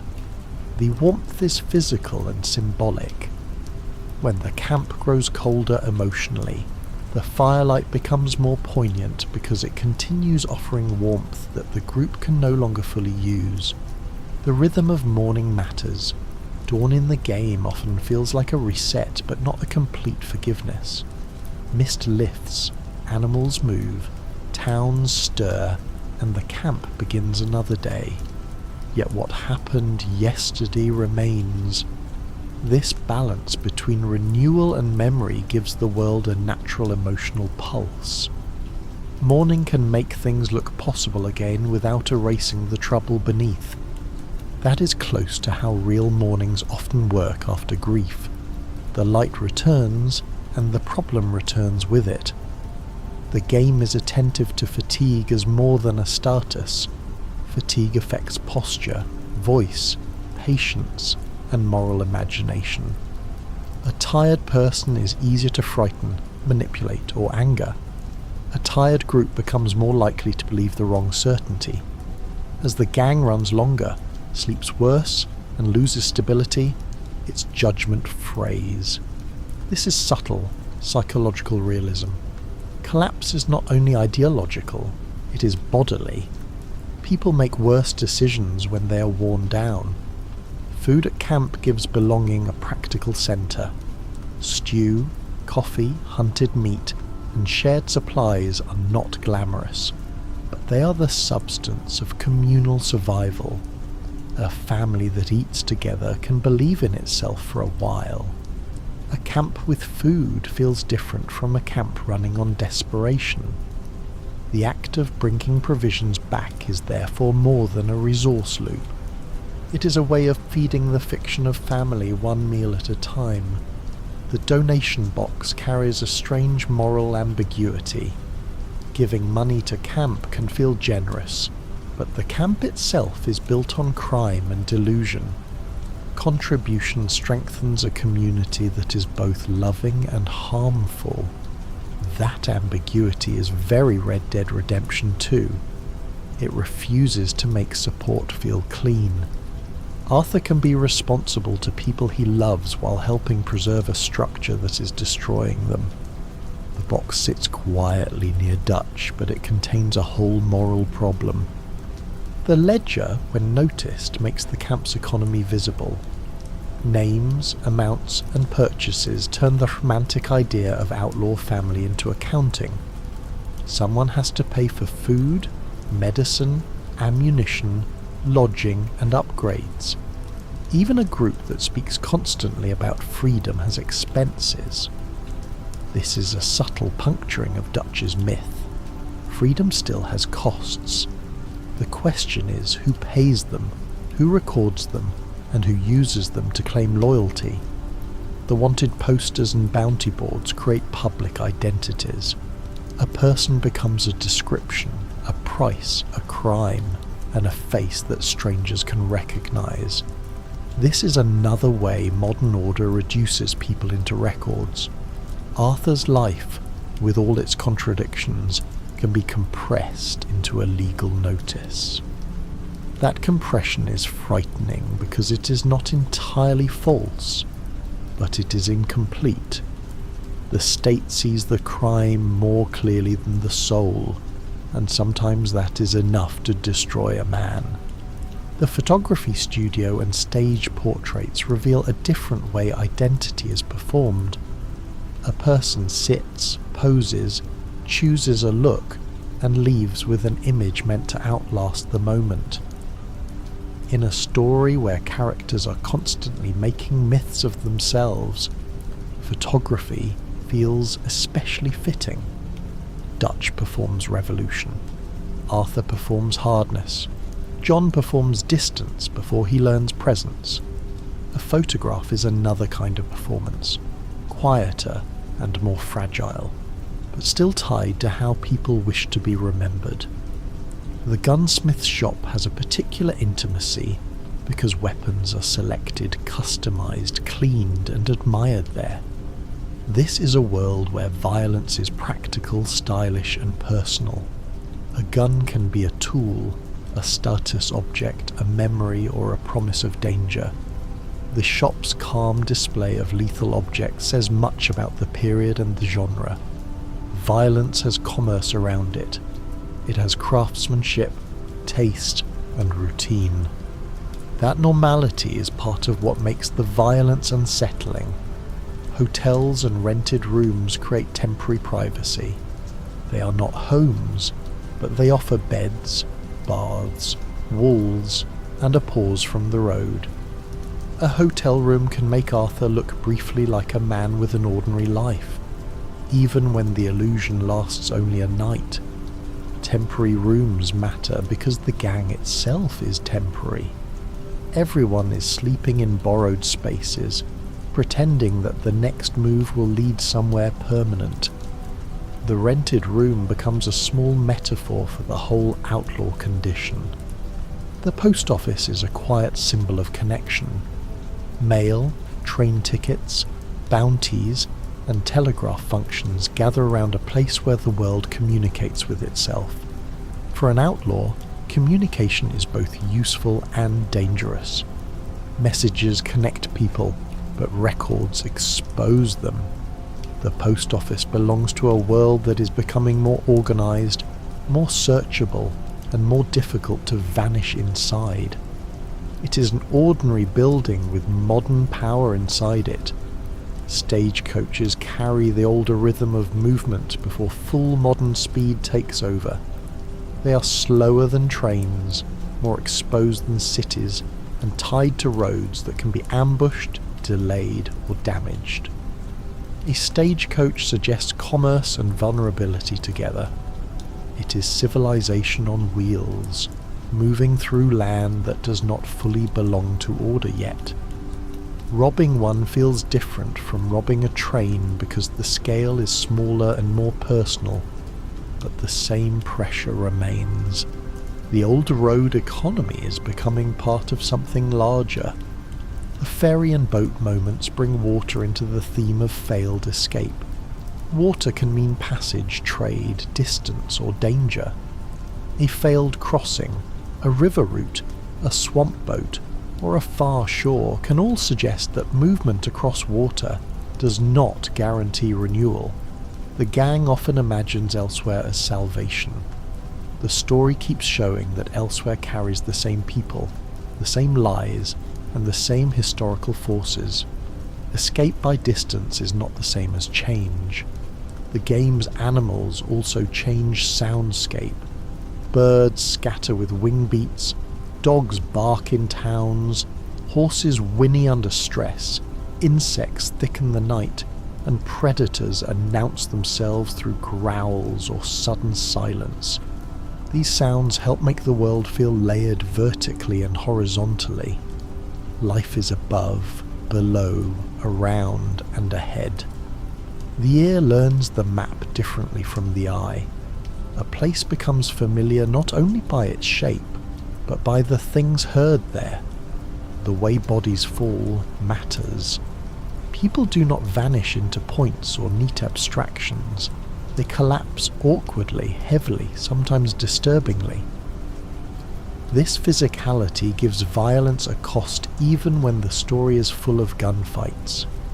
A body on the ground changes the space around it.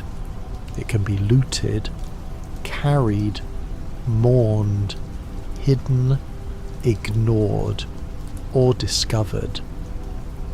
The body remains an object in the world, and that remaining makes violence less clean than the fantasy of the shot.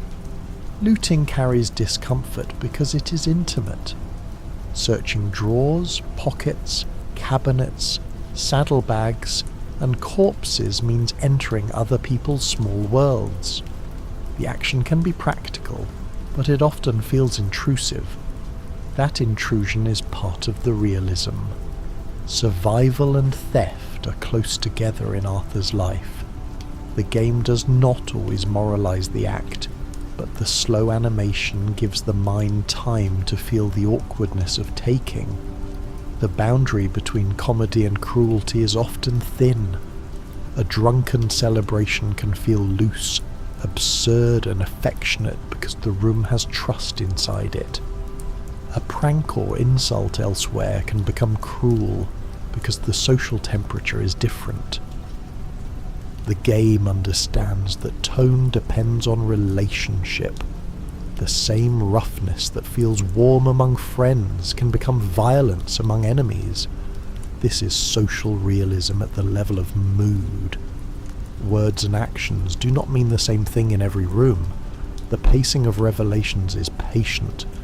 The story does not give every answer at the moment a question first appears. It lets suspicion grow. It lets the mind live with partial knowledge, half-trust, and uneasy instinct. This matters because real understanding often comes as accumulation rather than a single announcement. By the time a truth is spoken aloud, it may already have been felt for hours. The spoken truth confirms the emotional truth that arrived earlier. The game makes embarrassment feel human. Arthur can be awkward around affection, clumsy with tenderness, irritated by compliments, and uncomfortable when someone sees the softer parts of him. This embarrassment is crucial because it protects him from becoming a noble statue. He is not smooth in goodness. He stumbles into it. He jokes to cover it. He mutters through it. That roughness makes his kindness more believable, not less. The sense of smell is never directly simulated, yet the world strongly implies it. Mud, horses, smoke, sweat, coal, rain, leather, gunpowder, saloons, swamps, and city streets all seem to carry scent, because the visual and sound design suggest material density. This imagined smell is part of immersion. A world feels real when the mind begins applying senses the screen cannot literally provide. Red Dead Redemption 2 is rich enough that the missing senses wake up around it.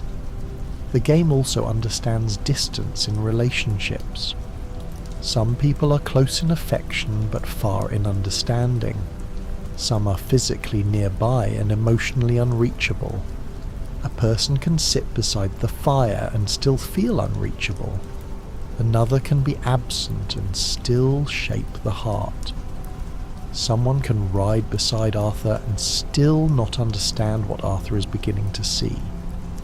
This emotional geography mirrors the physical map. Near and far are never only measurements. The decline of trust changes how dialogue sounds. Early requests can feel like family obligations. Later requests can feel like tests. Dutch saying he has a plan becomes less comforting each time the words return. Repetition turns language sour. This is one of the most realistic parts of the writing. Words do not have fixed power. Their meaning changes according to the history of who has spoken them and what followed afterward. The story's great patience is that it lets Arthur remain silent at moments when another work might make him deliver a perfect speech. Silence can be shame, anger, exhaustion, love, or recognition. Arthur often seems to understand more than he says, and that gap gives him depth. People do not always narrate their own transformations clearly while they are happening. Sometimes the body knows first. Sometimes the voice catches up too late. The realism also lives in how people ask for help without always calling it help. A request for a ride, a favour, a job, a drink, a word in private, or a little money can carry need beneath ordinary phrasing. People rarely announce their desperation in clean language. They disguise it as business, irritation, humour, or pride. Red Dead Redemption 2 understands that emotional truth often hides inside practical requests. Someone says they need a thing done, and underneath the thing is fear, loneliness, hope, or shame. That hidden layer gives conversations weight, even when the spoken word seems simple. There is a careful difference between solitude and isolation. Riding alone through a wide valley can feel peaceful, almost generous, because the land makes the room around the mind. Being alone after a rupture feels different. The same silence that once soothed can begin to accuse. This difference matters because the story spends so much time with roads, camps, towns, and empty stretches. Loneliness is not one mood. It changes according to what came before it. A quiet road after a good morning can feel like rest. A quiet road after betrayal can feel like exile. The small courtesies of the world matter because they make violence less total. A greeting on a road, a nod from a shopkeeper, a shared seat at a table, a bath drawn in a hotel, or a stranger giving directions can briefly restore ordinary life.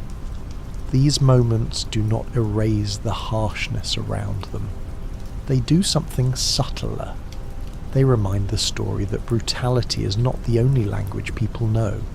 Courtesy becomes moving because it survives in a world that gives it so many reasons to disappear. Shops feel convincing because they are full of restrained desire.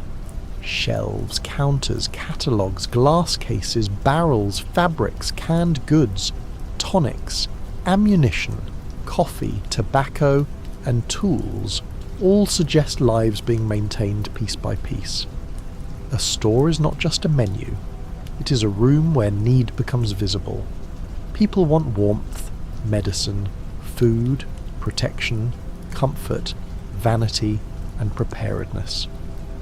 Arthur entering those spaces carries the whole contradiction of his life. He is part customer, part threat, part weary traveller. The store keeps its order around him, and that order makes his disorder easier to feel. Doors are quietly important. A door can mean safety, privacy, suspicion, welcome, or danger, depending on who opens it and why. Saloon doors swing with noise and public life. Cabin doors can feel protective or frightening. Office doors suggest authority. Bedroom doors suggest secrets. Barn doors hold labour, horses, hay, and weather. This attention to thresholds gives the world psychological shape. Crossing into a space changes the emotional rules. The frontier is full of openings, but not every opening is an invitation. Windows give interiors a feeling of being watched by the outside world. Light through glass, rain against panes, street noise slipping in, silhouettes moving past, and distant lamps beyond a room all suggest that no private space is completely sealed. This is especially powerful in a story about people who keep trying to hide. A room may have walls, but history presses at the window. Law, weather, memory, and change remain outside, waiting. The realism comes from that pressure. Shelter exists, but it is temporary. The texture of money is never just economic. Coins, bills, debts, prices, rewards, bribes, donations, and stolen cash all carry different moral temperatures. A dollar earned through labour feels different from a dollar taken at gunpoint, and both feel different from money given in guilt or love. The story keeps returning to money because money exposes what people are willing to justify. It turns need into numbers. It turns danger into calculation. It turns a life into a bounty. In that world, cash is not neutral. It is the sound of pressure-changing hands. Clothing does more than decorate bodies. A coat can hold weather, status, disguise, poverty, vanity, authority, or mourning. Mud on cuffs, dust on boots, blood on sleeves, a clean collar in a rich room, or a worn hat by a fire all help tell the social story before anyone speaks. Arthur's clothes can make him belong to the road, but they can also make him visibly wrong in polished places. That wrongness is important. A body carries class and history before it carries an argument. The way people sit says a great deal. A relaxed sprawl by a fire, a tense posture at a table, a slumped shoulder on a bench, or a stiff pose before authority can reveal what a line of dialogue hides. Red Dead Redemption 2 gives many scenes room for posture to speak. This is why ordinary camp life can feel unusually rich. People do not become real only when they are making dramatic decisions. They become real when the body seems to have habits, fatigue, preferences, and defences of its own. A convincing world needs awkward pauses. Smooth drama can become artificial when every sentence lands too perfectly, and every silence is shaped like a speech. Here people interrupt themselves, mutter, repeat, trail off, laugh at the wrong moment, or say less than they feel. That imperfection gives the emotional life a human grain. Arthur can be eloquent in his roughness, but he is not polished into a poet at every turn. The world allows him to be inarticulate, and that allowance makes the moments of clarity more powerful. Even names spoken aloud change over time. A name can begin as a greeting and later become a warning, a plea, an accusation, or a memory. The tone does the work. Calling someone across camp in an easy morning is not the same as saying the same name after fear has entered the room. This is one reason the vocal performances feel so grounded. Meaning is carried by breath, not only by vocabulary. A familiar name can become heavy when history gathers behind it. The horses are emotionally important because they are not only transportation, they are rhythm, companionship, vulnerability, and dependence. A horse carries Arthur through weather and danger, waits through gunfire, stumbles on rough ground, responds to care, and becomes part of the body's sense of movement through the world. The realism is not simply that horses exist, it is that travel has a living partner. The road is shared with another breathing creature, and that makes motion feel less mechanical and more intimate. Weather changes moral imagination. Rain can make a town feel meaner, a road longer, a camp smaller, or a memory heavier. Fog hides distance and makes uncertainty visible. Heat slows judgment. Snow makes survival immediate.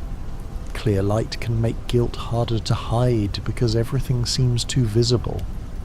Weather is not background decoration. It is an emotional instrument. It changes how scenes are carried in the body, and it gives the same place different meanings depending on when it is crossed. The world feels large, partly because not everything is explained. Strange cabins, odd rituals, abandoned camps, half-told stories, old graves, ruined houses and distant cries do not always arrive with neat conclusions. This restraint is crucial. A world that explains every mystery can begin to feel smaller than it looks. Here, mystery often remains mystery. The land contains stories Arthur will never fully own.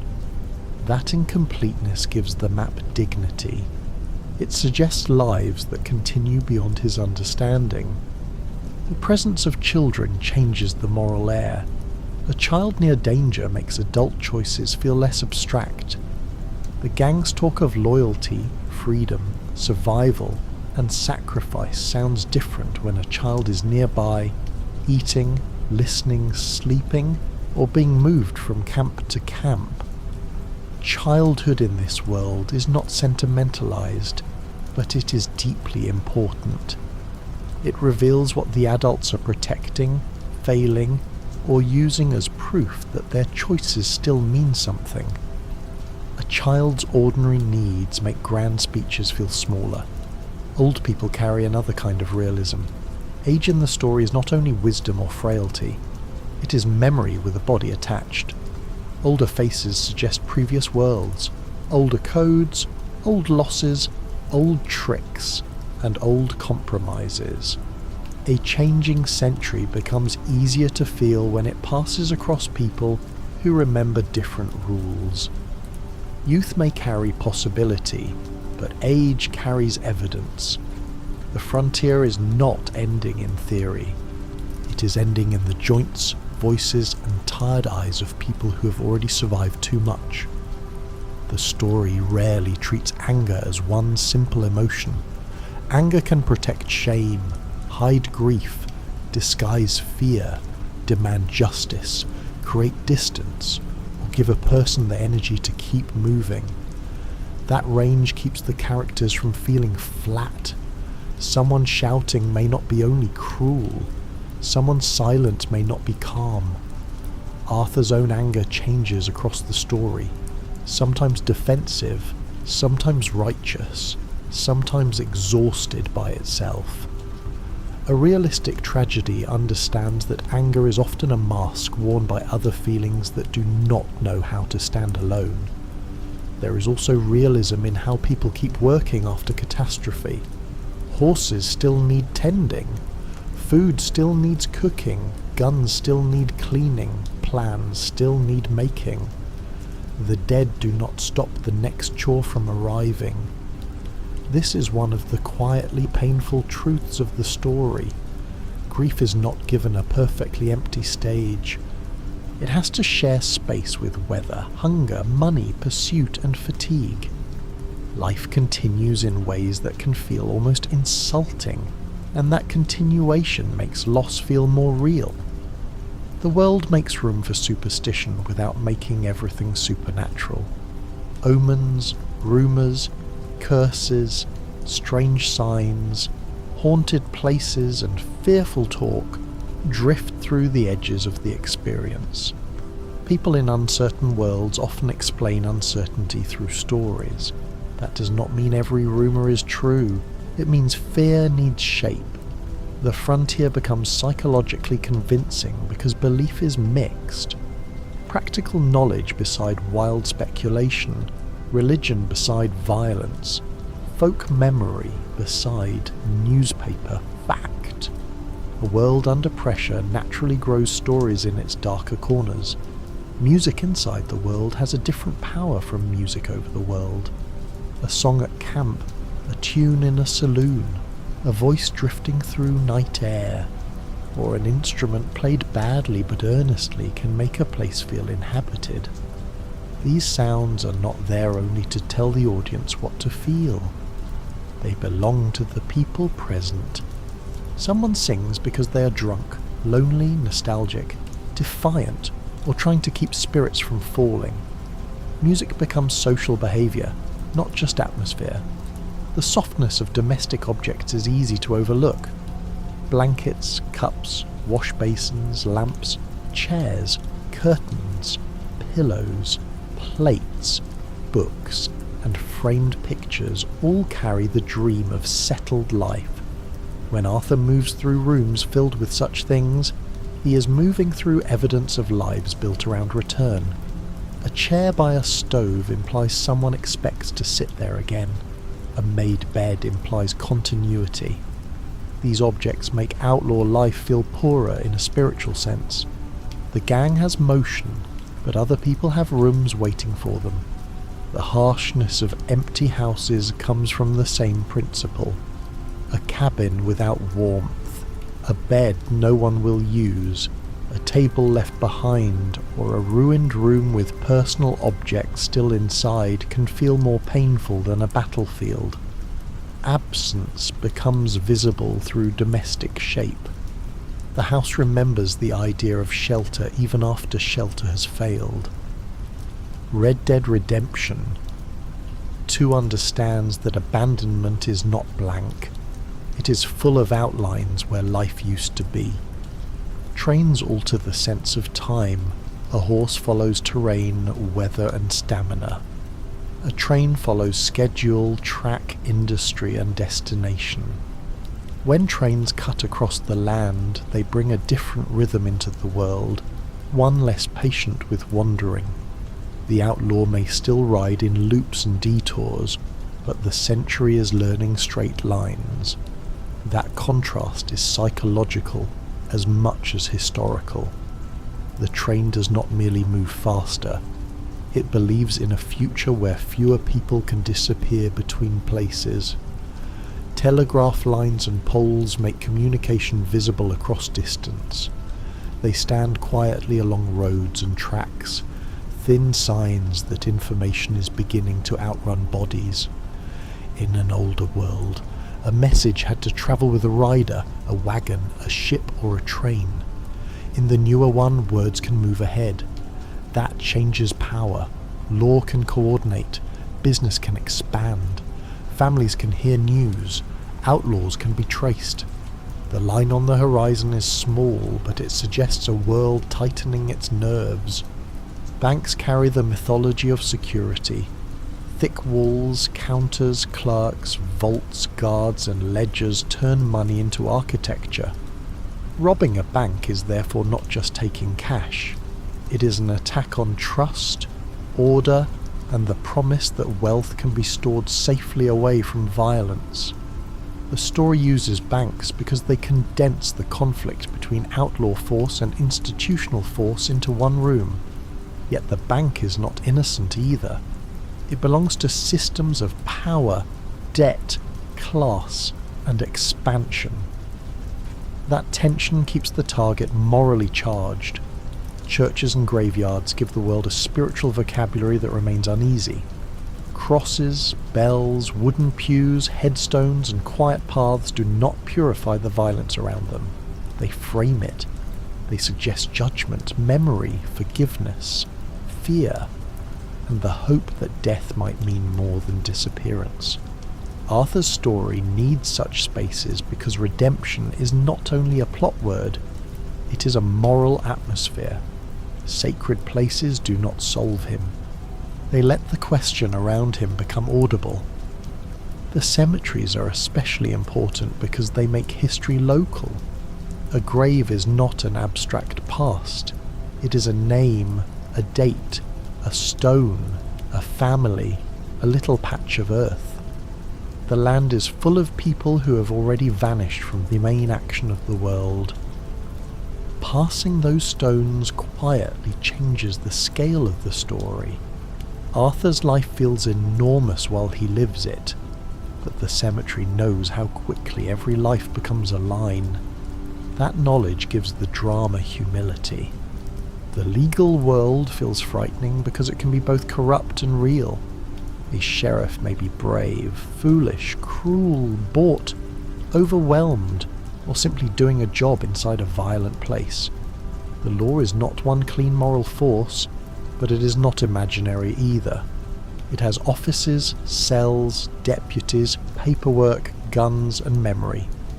The gang can mock it, flee it, bribe it, or shoot at it, but the law remains. Its persistence gives the story pressure. Sooner or later, disorder meets record keeping. The private rooms of powerful people reveal how civilization decorates itself. Fine furniture, polished wood, framed art, heavy curtains, expensive liquor, and controlled lighting can make exploitation look elegant. This matters because the story never lets poverty own all ugliness. Cruelty can wear a clean shirt, It can speak softly. It can host dinner. The contrast between refinement and harm is one of the clearest ways the world feels adult. Beauty and brutality are not kept in separate rooms. Poor interiors tell a different truth. Thin bedding, rough tables, patched clothes, small fires, broken tools and crowded spaces reveal lives with little margin for disaster. When someone in such a place loses money, labour, health or family, the loss has no cushion. This is why the story's moral injuries feel heavier than ordinary adventure. Harm lands differently depending on what a person had before it arrived. Realism means understanding that suffering is not evenly absorbed. The road itself becomes a moral space because it allows interruption. A ride can be disturbed by a stranger, an animal, a storm, a crime, a memory, a corpse, a song, or a sudden view. Roads are where private intention meets the world's refusal to stay quiet. Arthur may begin with one purpose and be changed by what appears along the way. That openness gives travel meaning. The road is not filler between important places. It is where the world asks questions. Silence after violence is one of the strongest forms of atmosphere. The gunfire ends, but the air does not instantly become normal. Smoke hangs, horses stir, bodies remain. Someone may breathe hard, curse softly or say nothing at all. The pause after action lets the mind register what speed tried to hide. Without that silence, violence would become only motion. With it, violence becomes aftermath. Aftermath is where realism often lives. There is a quiet truth in repetition when it belongs to life rather than filler. Feeding a horse, making coffee, cleaning a gun, mounting up, riding out, returning tired, hearing another argument, waking to another uncertain morning. These repeated acts create the feeling of a lived existence. The difference between meaningful repetition and empty repetition is connection. Each return carries slightly changed weather, mood, knowledge, and fatigue. The same act is not the same if the person doing it has changed. The story understands that people often become trapped by the identities that once helped them survive. Toughness protects Arthur, but it also isolates him. Loyalty gives him belonging, but it also delays judgment. Skill makes him useful, but usefulness keeps him near danger. Reputation gives him weight, but weight becomes a chain. This is psychological realism at the level of character structure. A trait is rarely only good or bad. The same quality can save a person in one chapter and imprison him in another. Pride is handled with unusual patience. It is not only arrogance. Sometimes pride is the last thing a desperate person owns. Sometimes it keeps a person standing. Sometimes it prevents an apology. Sometimes it makes help feel like humiliation. In Arthur's world, pride appears in rich men, poor men, outlaws, workers, lovers, fathers, enemies, and friends. It changes costume constantly. That is why it feels real. Pride is not a villain trait. It is a human pressure capable of dignity and ruin. Fear has many speeds. There is sudden fear in an ambush, slow fear in a diagnosis, social fear in a room where someone has power, moral fear in realizing what a life has become, and historical fear in sensing that the world is closing. Red Dead Redemption 2 earns its weight because these fears overlap. A man can be afraid of dying, afraid of living wrongly, afraid of losing family, and afraid that the future has no place for him. Different fears move through the same body. Hope is not allowed to remain simple. It can comfort, deceive, sustain, or delay necessary truth. A hopeful plan may be courage, but it may also be avoidance. A hopeful speech may inspire, but it may also manipulate. A hopeful memory may soften the heart, but it may also keep someone trapped in longing. The story respects hope enough to show its danger. That complexity is part of why the emotional world feels mature. Hope is not automatically pure just because despair is painful. The strongest realism may be the refusal to let any single explanation hold everything. The world is historical, psychological, economic, sensory, moral, and intimate all at once. Arthur is shaped by choices, but also by class, family, violence, illness, loyalty, labour, landscape, and time. The gang collapses through betrayal, but also through exhaustion, pressure, fantasy, poverty, law, and the arrival of a new century. Nothing has one cause. The tragedy feels real because it is woven, not solved. The slowest kind of realism is the feeling that consequences have been waiting. A harsh word said early can return later as distance. A job accepted for convenience can become shame. A kindness offered without ceremony can become one of the few things left to hold. The story gives small acts time to gather meaning.